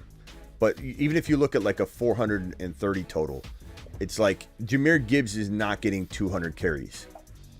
You know, he's probably going to get at best like 150 to 160, and I don't even know if he'll get that. Like Jahmyr Gibbs is going to be more of a wide receiver than he is a running back. So you look at a 450 carry type of team, which the Detroit Lions could be. Let's say 150 of those go to Jahmyr Gibbs, and they're doing 450. That's 300 carries left over. Like that's why it has no relation. They're playing entirely different positions. So don't worry about Monty at all. In fact, Monty's the best thing that ever happened to Jahmyr Gibbs because it's going to allow Jahmyr Gibbs. They're going to be on the field at the same time. And there's also that report that we talked about a little bit earlier in the last month that a beat writer was watching and he was reporting on Twitter, and everybody was, monitoring all the beat writers like we do every day. And this beat writer, I forget who it was, but he was describing it, and he was like, Jahmyr Gibbs just had the ball 3 straight plays. He's like, the first play he was in the backfield and they handed the ball to him. The second play he lined up in the slot as a wide receiver and they threw to him. The third play in a row, he was in the slot at the start and onset of the play, went in motion, dropped into the backfield, and they handed the ball off to him. He was like 3 straight plays, all of them different, all of them from different like vantage points, and it's gonna be so fun. He is such a weapon. He is dare I say, and this is not that crazy now because I think of how we view the guy.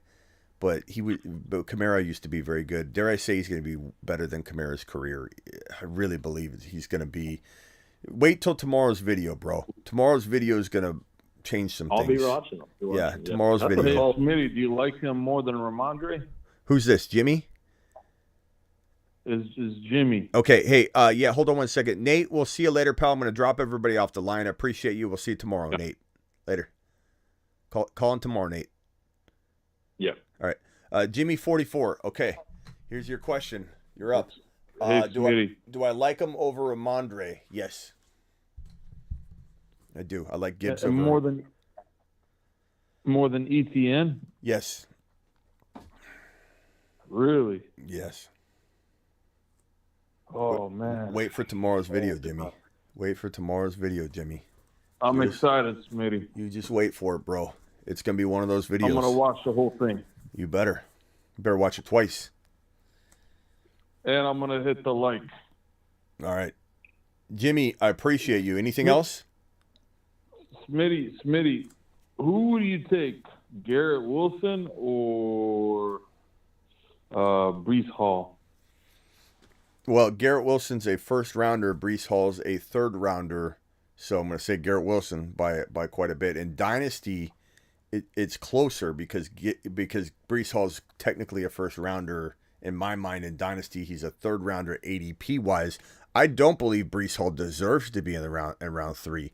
And if Dalvin Cook signs with the Jets, he's going to fall to 4.1. So in redraft, they're miles apart. Not because I think they'll ultimately finish that far apart, but because the ADP says so. And so you cannot, I repeat, you cannot, Jimmy, value Garrett Wilson anywhere near Breece Hall, just based on fair market value alone. He's a third rounder, Jimmy. He's a third rounder, and you clean up doing it. This is similar to the Rachaad White conversation that we continue to have over and over. I am repeating that I love. I'm done with that, Smitty. I love Breece Hall, Jimmy. I love Breece Hall, but he has third round value, so you have to take advantage of it. And if you love Breece Hall like I do, you only want to draft on platforms where he's sitting in round 3. If he was in round 2 on another platform, I might swing on over to the third round platform and say, give me some Breece Hall in round 3. Same thing with Joe Burrow. Joe Burrow is a 6th or 7th rounder sometimes on Underdog right now. Promo code Smitty. And if you use that code, they'll match up to $100. It's pinned in the live chat. It's in the description of every video. And Jimmy, if you can get Breece Hall at 4.1, if Dalvin Cook signs, do you feel that that's a baked-in risk? Do you think that the risk is baked in? Is the Cook risk baked into 4.1 value for Breece Hall? Or do you Cook's got a big name, so if they sign him, I think they're going to use him. So you don't even like Breece in the 4th? You can be honest. I'm not mad at you. I'm just trying to get... No. I like him, but I don't know if I love him. See, I think it's going to be interesting if he signs there. This is, again, that concept of do you want Breece Hall with Dalvin Cook at the lower cost, or do you want Breece Hall without Dalvin Cook at the higher cost? This is the same question, Walker or Charbonnet. What came first? Chicken egg conversation there. Do you like Walker better with Charbonnet in the 4th and 5th round? Or do you like Walker better without Charbonnet at 14 overall? Do I like Joe Burrow in round 4 without the calf injury? Or do I like Joe Burrow in round 6, 7 with the calf injury? These are adjustments that are baked in, and we got to decide if they're actually, things we're concerned about or things that excite us. With Ken Walker, Smitty, there's a big difference between top 15 and then 5th round, Exactly. Where Breece Hall is 4th and 3rd. That's why I like him 3rd without Dalvin a lot more. I might be able to get there with you actually. But maybe he falls to like 4.5. Maybe he falls to 5.1. I mean, I have no idea. Dalvin Cook could just kick him right in the nuts. Yeah. The ADP could You're be right. 5.1. We'll have to see. Mm-hmm. But Dalvin Cook is not stealing his job. The question will be, how long do they slow roll Breece into the season versus like kind of slow roll him in, Because if he's the lone back and they're like, okay, week 3 we're gonna full go, But if Cook's there, maybe they wait till week 6 or 7. But there's a reason Cook hasn't signed there. Have you noticed? He loved it. He had a blast. The Jets fans were cheering his name. There's a reason he walked away without a contract. Because like at the car dealership, when the car dealer is in the car with you, he gets your license, doesn't do anything with it. He just grabs your license. He says, okay, I'm going to get in the passenger seat. He buckles the seatbelt, and you drive off. You do the little, like, can I give it a little gas? Go ahead. You floor it. You're like, this is nice. I just don't know if it's in my range. You start negotiating with him, and the guy goes, we'll get it done. We'll get something done. Don't worry. The car dealer's like, oh, we'll take care of it. We'll be fine. It'll be fine. What's your price range? Oh, yeah, we could get that done. Soon as you walk in, after you've driven it, you park it, the guy's demeanor changes. He walks over to the desk. He sits you down, and he goes, this is out of my control at this point. The finance manager's coming over. Oh, wait a minute. You just told me this is going to be pretty easy to get done. And now he's like, I don't know. The finance manager, he comes over, slaps down a piece of paper. It says $745 a month. And you're like, this is a $300 a month car. Yeah. And you go through, this is what happened to Dalvin Cook. Dalvin Cook had the amazing visit, walked around the practice field. They chanted his name. He got to the table and they said, Breece Hall's the starter. And he's like, well, I want to compete. Breece Hall's the starter. You will be here to support Breece Hall on his way back. He is the starter, and you're going to get paid, not starter money. Well, got up, walked away, probably was very displeased with that. Wants to play with Aaron Rodgers, wants to play in the Big Apple, wants to be in the spotlight of a New York Jet, situation, but he didn't get what he wanted at all. Now, the problem for Breece Hall owners and petrified Peters that are concerned about Dalvin Cook in New York is that I don't know for certain if he's getting the same exact offer or lower everywhere else. And if he is, then he's just waiting to sign with New York because he's hoping that Miami ups it and potentially gives him more money, and then he can go there. If New York is the highest offer or very close to, his desire to play in New York is higher than I think to play anywhere else. But he does love Miami, and Miami I hope Miami comes to the table with a big fat offer. I think Miami, Mike McDaniel, I think he wants to make a splash. He's an aggressive Where coach. would you take him with Miami, Smitty? If he went to Miami, where would you take him? Which round? Dalvin Cook? I'll probably take Cook. 13. I'd probably take him overall. No, I'd probably take him. Denny. Denny said 13. I'd probably take Dalvin Cook where I'm taking Madison. I don't think I could take him any higher. In fact, I don't think I'd draft him. I don't think I can draft Dalvin Cook in Miami with A-Chain there, the two San Francisco running backs, the Mike McDaniel's tendency to lean with his Niner guys that he's brought over.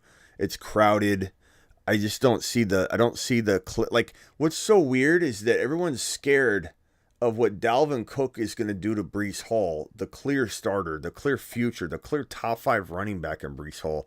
But Dalvin Cook goes to Miami, and all of a sudden, no one's worried about A-Chain and the other running backs that are crowding up that backfield. It's such a reverse human condition logic. That's actually a really good point.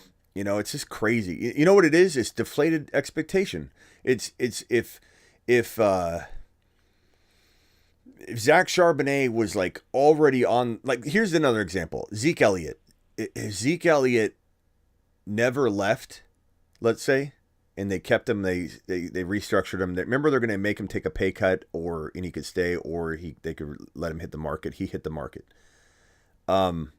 If they had kept him on a really low amount of money, Pollard would have taken a hit, but he probably would have still lingered in the 3rd round. Right now, he's in round 2, 3. He would have probably been in 3, 4. But if Zeke Elliott signs tomorrow, Pollard takes a bigger hit than if Pollard just had Zeke on the roster the entire time. It's the knee-jerk reaction. It's the deflated expectations. And people most usually overreact than underreact. And that's why Joe Burrow is in round 6, 7 now instead of round 5. You know, he has a calf injury. It's concerning, sure. But he should have went from 4 to 5 or 4.5 to 5.5, not from 4.5 to 6, maybe 7. So it's an overreacted adjustment, and that's where a lot of advantage is. And I think that not enough people talk about it, which is good for me because I talk about it all the time. But overreactions are our gateway to amazing value.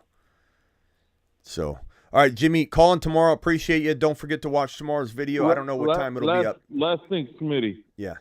Do you like Madison this year? Not really. I've always liked Madison. I've always liked Madison, but it feels like fool's gold, bro. Why? He pops off when without Dalvin always, and they got the best running. Now waiting for my turn. Word is they offered. Waiting for my turn. Word is they offered Dalvin Cook. They offered Dalvin Cook. Yeah. Okay. Have a good night. Hold on, Denny. Word is they offered Dalvin Cook a contract offer recently, right? And I just don't know that Madison, he doesn't have any longevity feel to him. And I'm excited about him. I certainly am. But he doesn't have like the track record to bank on. Like, I'm not going to bank on it. And I think if he had a lower ADP, it would be understandable. And it's not so much that I'm avoiding Madison as much as I'm liking other players, bro. You know, like when we look at it at Madison's, 5th round? Right? Is that where you're? Yeah. So who's there in round 5? Fields. Now, Fields isn't a running back, but like, why not why not grab who could be the number 1 player in the whole entire fantasy football realm? Like, you may not think that, but I do. And Madison is not going to be the number 1 fantasy football player in the fantasy football space. Fields could be. I could still grab potentially the number 1 overall scorer in fantasy football, period. I want to take that guy. Pacheco, some may think he's just as risky as Madison, and that's why we play the game, and I get it. I'm going to cuff him to McKinnon, and I'd rather have Pacheco over Madison. Wide receiver-wise, Madison, I mean, London's fallen to 5. I'll take London over Madison. Walker's falling to round 5 right now. I'd take him over Madison. You know, list goes on and on. So that's more what it's about. It's not that I don't like him, but he's too high. If he was around like 6.5, 7, then I'd feel really excited about Madison. All right, Smitty, we'll talk tomorrow. I appreciate you. Later, Jimmy. Appreciate you. Denny. Good night, Denny. Denny, do you want to say something to Jimmy? Be nice. Jimmy. Yeah, Denny. Jimmy. Yeah, Denny. Jimmy. Get the laundry out of your mouth next time you talk. You're pissing me. Nah, Jimmy, I freaking love you, kid. You're the best. I love you, Denny. Get the laundry out of your mouth. I love you, Denny. Yeah. Good night, Denny. Hey, Denny, can I ask you a question? Jimmy calling tomorrow. What's that? Where does that come from? Get the laundry out of your mouth. How do you even fit laundry in your mouth? Like, where'd that phrase even come from? Jimmy's still here, right? No, he left. Huh? No, he's gone. Can you explain that phrase to me, though? Laundry out of your mouth? Where's that even come from? My father used to say it to me. You probably made it up. I like it. No, get the laundry. My father used to make me hand him wrenches and stuff. And he'd say things like that to me. He'd be like, give me the 3/4 wrench. And I'd be so stressed out. And I'd give him the wrong goddamn wrench every time. But then I'd say something like, I'm sorry, and he'd say, get the laundry out of your mouth and shut up. Just give me the right thing, Daddy. Is he still alive? Yes. Do you think you could call him? Do you think you could call him right now, wake him up, and ask him what the phrase means? Oh, he'd definitely tell you. Can you call him? Not Call him. tonight. Oh no, dude, you would love him. Smitty. Call him right now. Tonight. Let's wake him up. I used to have to hold things together while he was soldering them, and then the solder dipped down and hit me in the thing. The solder, you know what I mean? Hit me in the thing. He's hold on. I don't want to be soldered. Hey, Denny, can you call him right now and wake him up? That'd be great. He'd probably be so mad at you. He would definitely be. Dude, call him. Call him right now. Call him right now. Call him on 3-way. Next time, Finn. Next time. All right. You're right. But You're definitely, tempted. It'll all come together. You're tempted, aren't you? You're tempted. Okay. I know why Denny is why Denny is. All right, Denny. Yes. All right, Denny. Be quiet real quick unless you want to go first, and I can have you speak first, and I could jump to the next caller, or I can make you last. I got yelled at by Miss Smitty. Okay, hang tight, Denny. Just hang tight. Cub, go ahead. All right. Final thoughts, Cub. Yo, he's a jam, man. Okay, so I got some argument now from behalf of the Raider Nation. Devontae Adams, your argument is always he doesn't have Rodgers to pinpoint or Derek Carr to throw the deep ball. Okay, so in 2017, Brent Hundley played 11 games, and Devontae Adams finished as wide receiver 14 with still 800 yards and 10 touchdowns.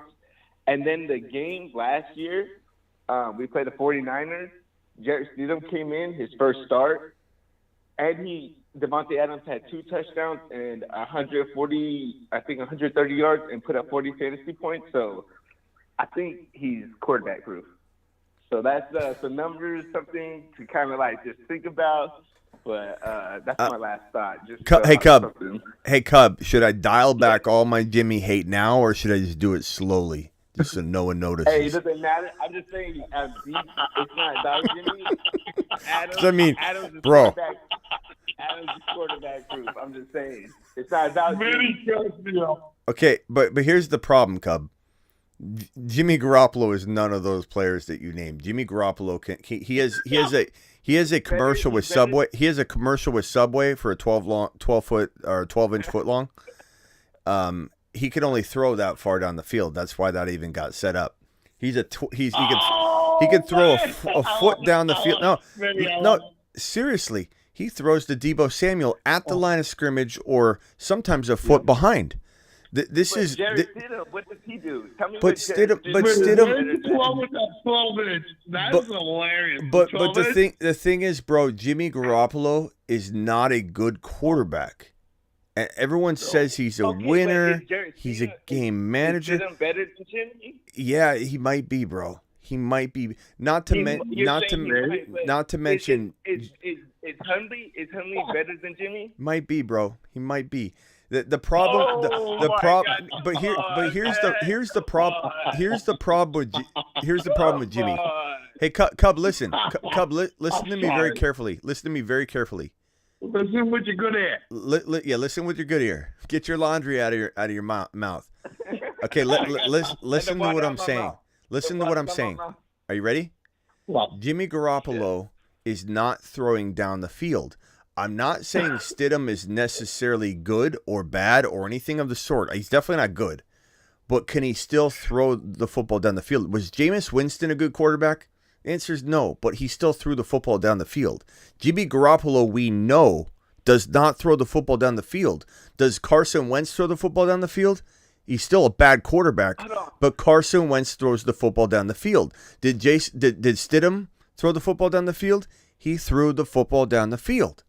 The problem is Adams needs the football to be thrown. He needs air yard. There needs to be air yards underneath the football for him to get anywhere near the end zone.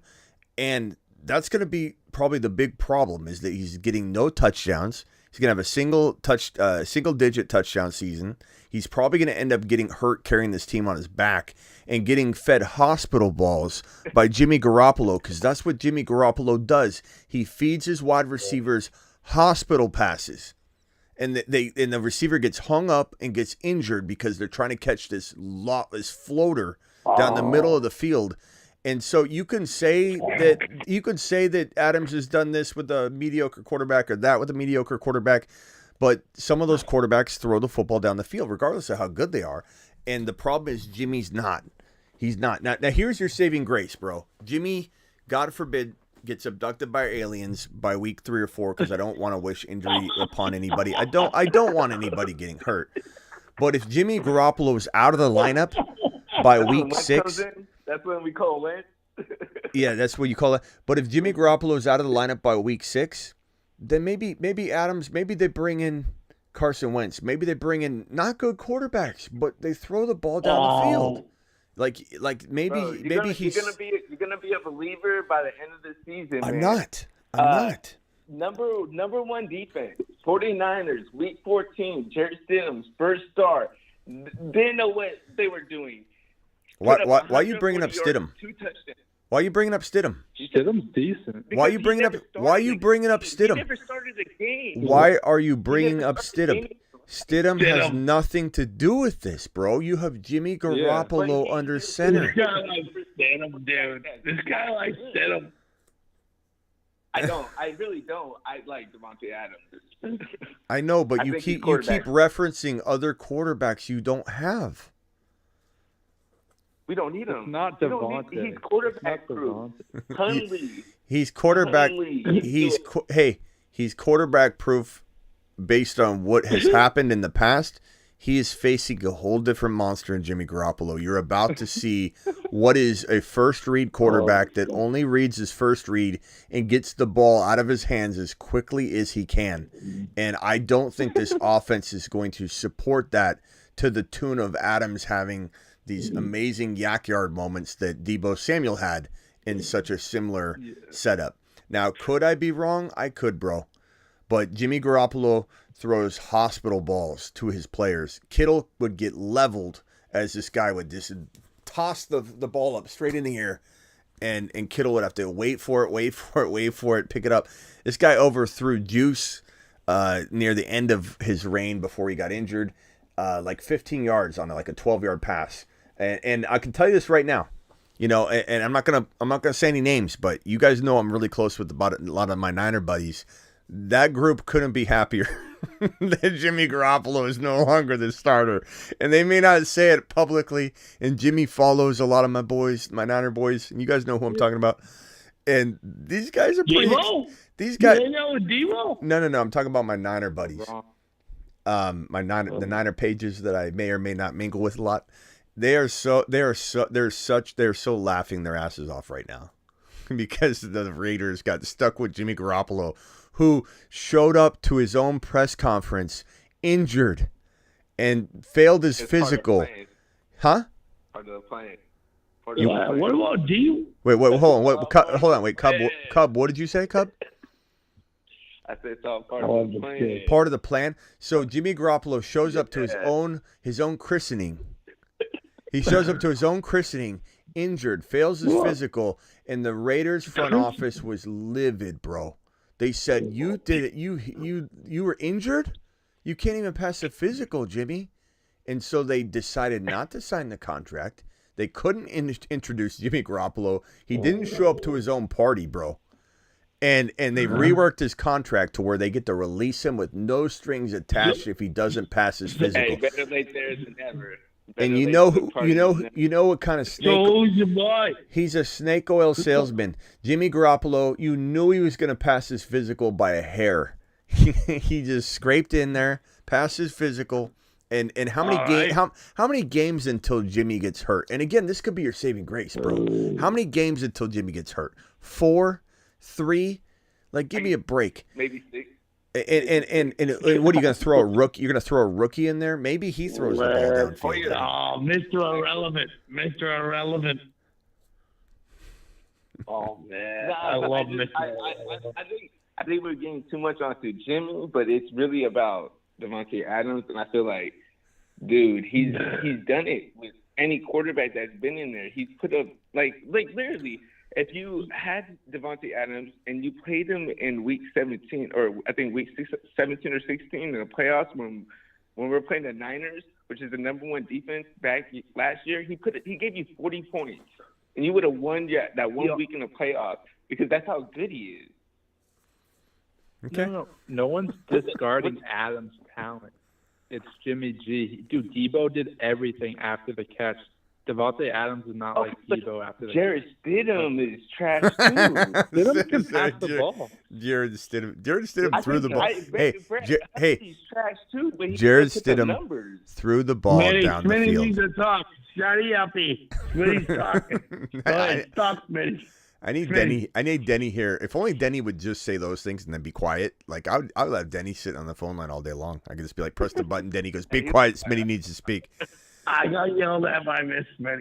Smitty, go ahead. What do you think? Jared Stidham did throw the ball down the field better than Jimmy Garoppolo. So like you keep saying that and you're proving my point. Like you're right. You know, your only hope is that you get a quarterback in there that can recklessly throw the ball down the field and you know, Adams is never sustained for a long period of time without having a gunslinging air yard master, bro. You're using very specific numbers of games, and you're saying that he survived, he did this, he did that.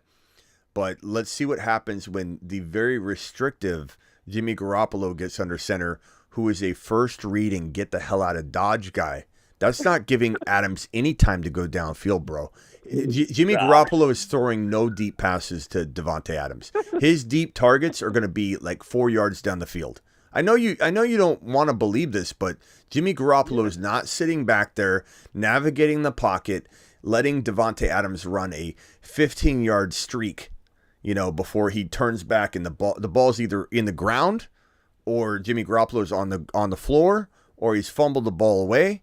Or he's just thrown it quickly as he could, you know, to the first read, and Adams is just trucking downfield, and the play's already over. Are you finished? I hope every defensive quarter thinks like you in the NFL, and they just give us the ball. They will. Believe me, they're gonna make Jimmy win the game. Believe me. No. Yeah. Hey, we're gonna do what the Niners couldn't do. We're gonna give them a bowl. There's a certain follower of mine. I forget what his name is. What's the guy that had the Joe Burrow film? What was his name? I don't know. You guys remember the guy with the Joe Burrow film? Somebody tell me in the chat. I heard that this guy's got film on Jimmy Garoppolo that's going to end his career. Dude, he's just not good. You know what the film is? Every game. Yeah. Tell me the film. The film is every single game he played in. All you gotta do is flip on any game. It's the film you need. That team, the 49ers.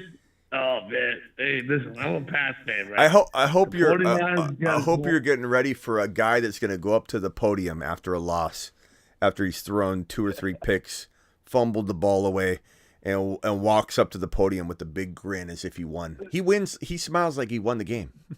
He just comes. If that happens, I'll take the lab, bro. If that happens, I'll go. Hey, you know the good news, bro. Can I ask you a question here? Real quick, I gotta go. So Did the hurry up. 49ers make it to the playoffs last year? And were they just hurt? Was that the 49ers last year? Like, they had no quarterback. They had all these hurt MF. I swear to God, they had. Hey.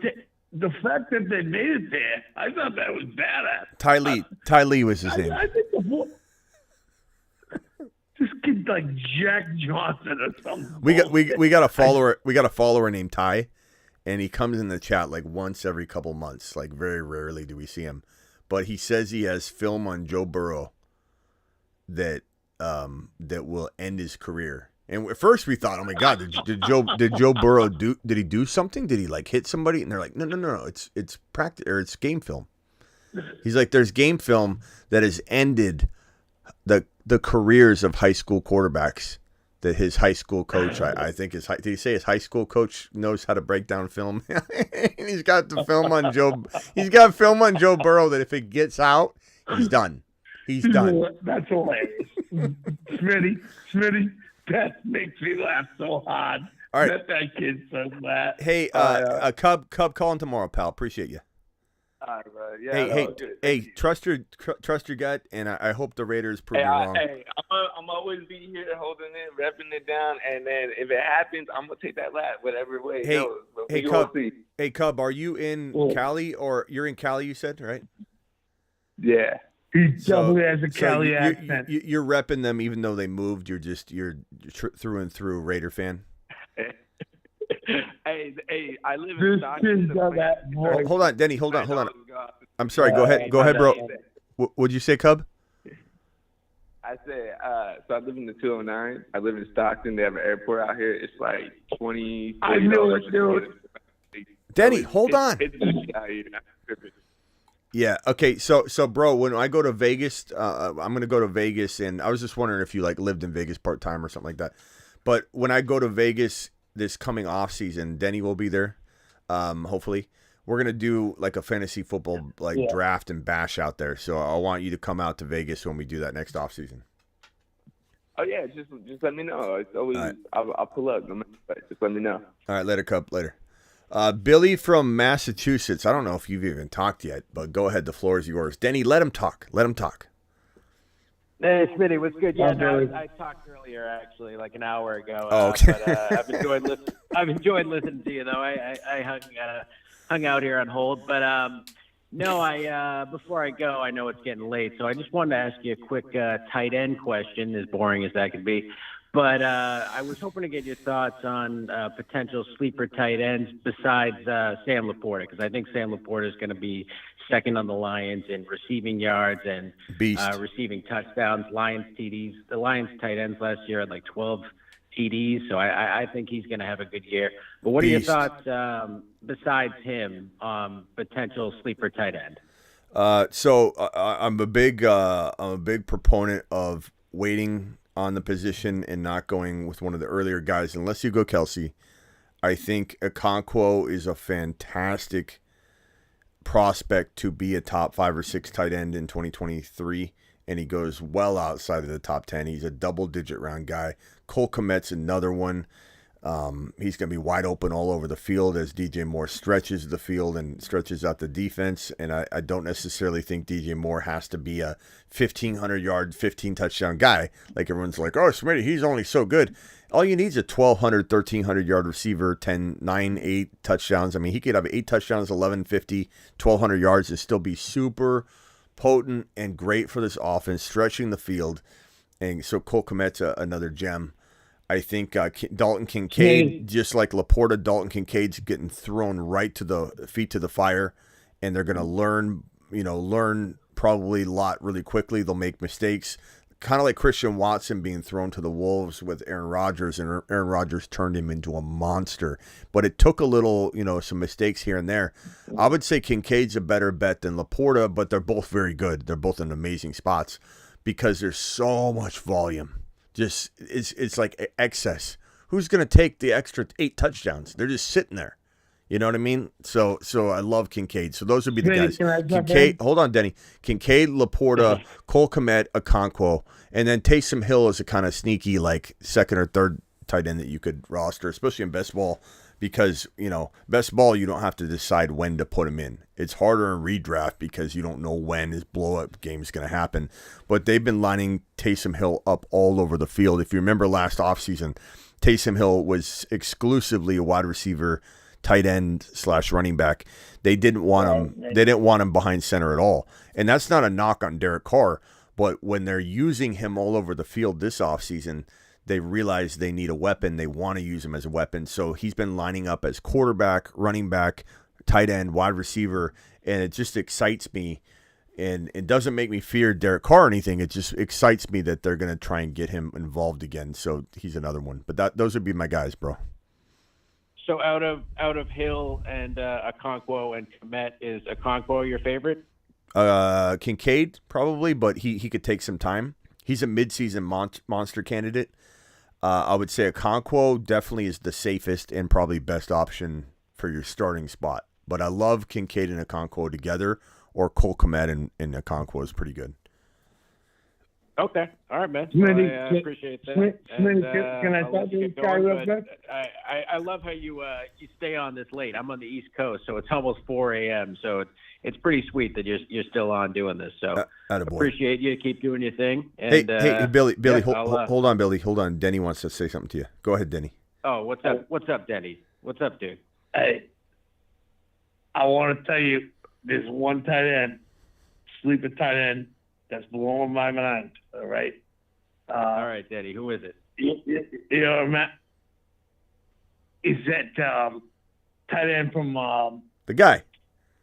Pittsburgh. You know the guy. Dude. Oh, him. Yeah. What's his name? Hold on. What's his name, Denny? Denny, what's his name? Denny, what's his name? I'll ask you. Denny. I find this guy incredible. I love Denny. The guy. It's always the guy. Denny doesn't know the names. Just the guy.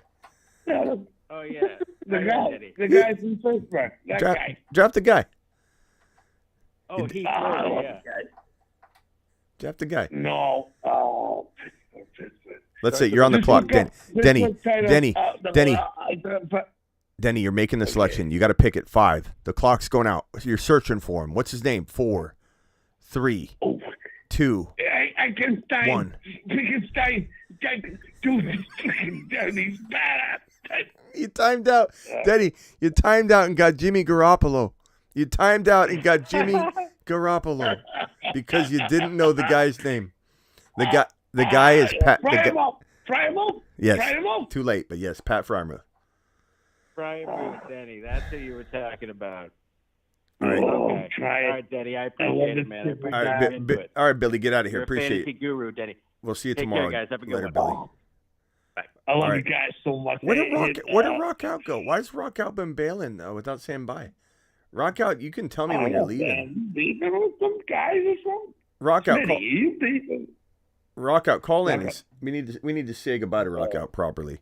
All right, Avi. Oh man. Denny. All right, Denny. Hold on, Denny. Avi, you're live. Final thoughts, Avi.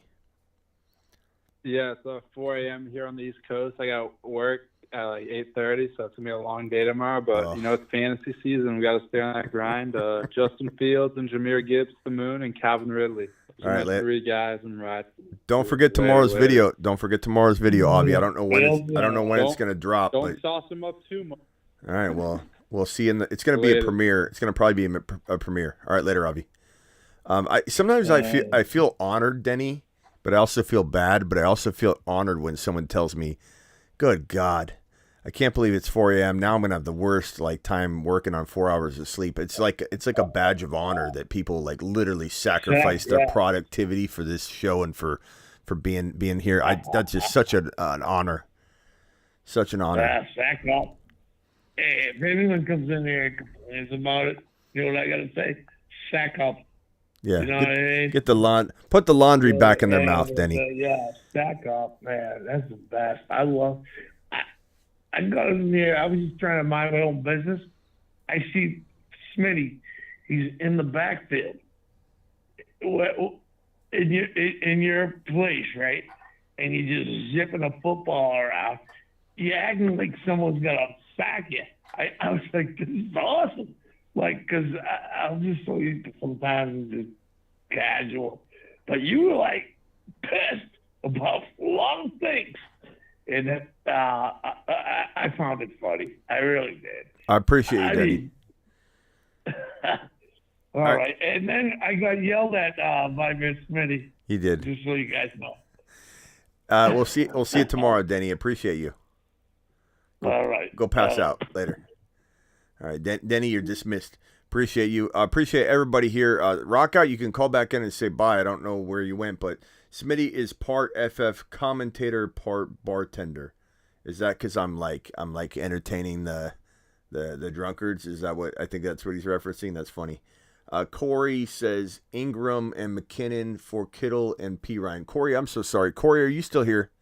Don says, hey, Henry question was the longest question ever. Solid answer. Thank you, Don. Don, are you still here? And Corey, are you still here? Appreciate you, and I'm so sorry about the delay in responding to this question. The answer to this one, Ingram and McKinnon for Kittle and P. Ryan. Ridley is your flex. Give me Ingram and McKinnon by a mile. By a mile. I think Ingram can hang with Kittle. I think Kittle is volatile. We don't know what kind of health he's going to be in by midseason, let alone what the offense is going to look like. The rotating quarterbacks every year concern me. Brock Purdy doesn't look great right now. He looks okay at times. He looks good in the red zone. He's looked really okay, mediocre elsewhere. So Brock Purdy's game manager ready, but I don't know if he's monster production ready. So that worries me about Kittle. I mean, it kind of worries me about Debo too, and I still draft him. So I don't know.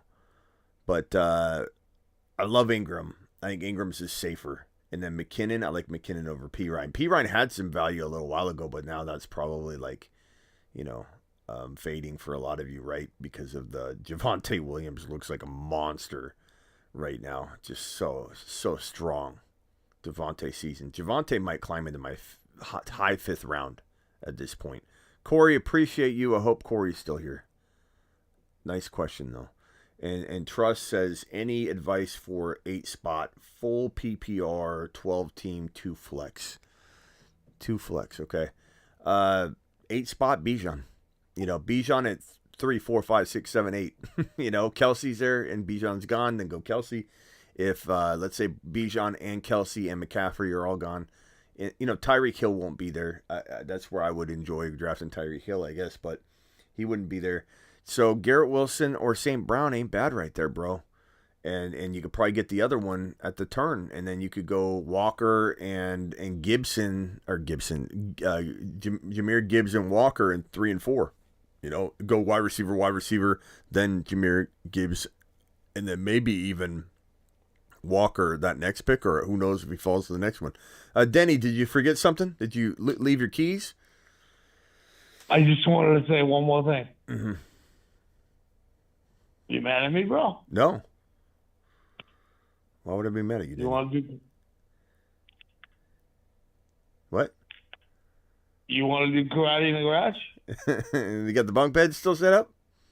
I love you, Smitty. I'm out. All right, later. Yeah, I'm never mad at you, Denny. Even if I hang up on you, please Denny, raise your right hand.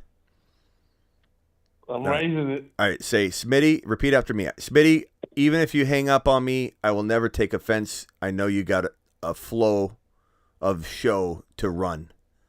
Let's see if you remember all that. Smitty, even if you hang up on me, I know you have a lot of flow to show.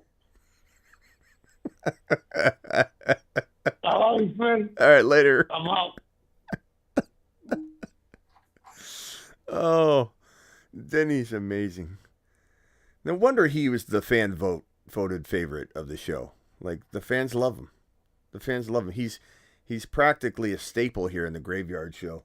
Denny, don't take this the wrong way, but I'm kind of glad Denny only shows up to this degree in the Graveyard Show because it gives us something to look forward to. He doesn't wear out his welcome or anything. It's like Kramer on Seinfeld. Kramer was the best character ever invented for TV, and we thought, oh, this would be great if he has his own show, and it wasn't. You needed a shot of Kramer, not a whole show, not a whole bunch of drinks. You needed just a snapshot. Denny, you are beautifully placed and cemented into the Graveyard Show, and I hope you know you always have a open phone line. You're getting a little better about being quiet. It was touch and go whether I needed to hang up on you though, because you were interrupting a little bit, but I'm never mad at you. Avi says, as a Pats fan, thank you for the super chat. As a Pats fan, Juju could be very nice, wide receiver 3 ADP wise. I love Avi. We disagree on a lot of little things, but we agree on some big things too. But not a huge not a huge Juju believer, but we'll see. See you all later. Appreciate every single one of you. Avi, thank you. Trust, appreciate your super chat. I don't know if who was it that was it Corey? Corey said, what do you guys think about the Kareem Hunt situation? Corey, are you still here? I just want to make sure I answer your question, and I wanted to make sure you heard the answer. And then the other person I was worried about that left was Don, but Don's been here, and he's been asking amazing questions all night long. Avi, appreciate your super chat. Corey, the Kareem Hunt situation, the crazy part is, so he went to visit the Saints, and before he even stepped on the Saints practice field, he got a call. And the call was, bro, Colts want you. The Colts are offering more money without you even stepping foot on the practice field. Don't sign in New Orleans. Have a meeting, make it a good visit, and then walk away. Don't sign. And you need to get on over to Indy because Indy's offering you more money right now. So what does the guy do? Ends his visit, went very well, headed to Indianapolis, where it appears the Colts want to replace JT at all costs because this organization is such a classy one from the top down. And they're saying what this guy's doing. Appreciate every single one of you. I will see you all tomorrow. Don't forget, tomorrow is going to be an amazing video. You won't want to miss the premiere tomorrow. This is before the 8 p.m. show. I'm doing a nice little premiere at some point during the day, so get ready for that video. I'll see you all later. Thank you for being such an amazing audience all year long as we grow this bad boy to 20K. We're almost at 20K, and we're going to be hopefully at 40, 50K by the end of the year. I can feel it, and it's because of you guys. I work for you. Petrified Woods in the building. Appreciate you. Thank you for all my super chatters. See you tomorrow. I'm live at 8 p.m. Eastern every single Monday through Friday. I'm live whenever news breaks as well on top of that. And then our graveyard shifts are almost every night. And that's all I was going to say about that. Tyler, I got to leave. Appreciate you, though. Jesus, appreciate you. Graveyard shift in the house. Tyler, Saint Garland, appreciate you. Sick Nasty, my man. Blackbeard, my boy. Petrified Woods, Gabriel. Joel, Lone Sentinel, my dude. Truss, Avi, Sick Nasty. All of you, man. All of you. You guys are all monsters. Scotty, great show, he says. Yeah, Scotty, the pleasure is all on this side of the table, pal. as they say in Office Space. You remember that when Office Space, he goes, well, I'm going to leave. It's been a pleasure. Now, the pleasure is all on this side of the table. I love Office Space. It's such a good movie. All right, I'll see you all later. Thank you all my super chatters. Let me drop those on screen and celebrate you because you are generous people that keep the lights on. Believe it or not, it helps, and I appreciate it, and every super chat counts and helps us build this bad boy. Don, box of juice. Andres dropping a wad on screen, the $4.99. Maxi Boy, appreciate you. Space Ricky, my guy. Don, appreciate you. All the super chat load drops that you dropped on screen all night long. Look at Don doing work. Don doing Don things. Truss, and then Avi and Truss coming in the clutch at the end. Appreciate you all for your super chats. I will see you tomorrow. Don't forget, there's going to be a premiere midday-ish, and then you're not going to want to miss this video. It's about RBs. It's about RBs, the running back position, and it's going to blow your mind. Hi, my name is B. John Robinson. I like long walks on the beach. And, well, I also like scoring touchdowns.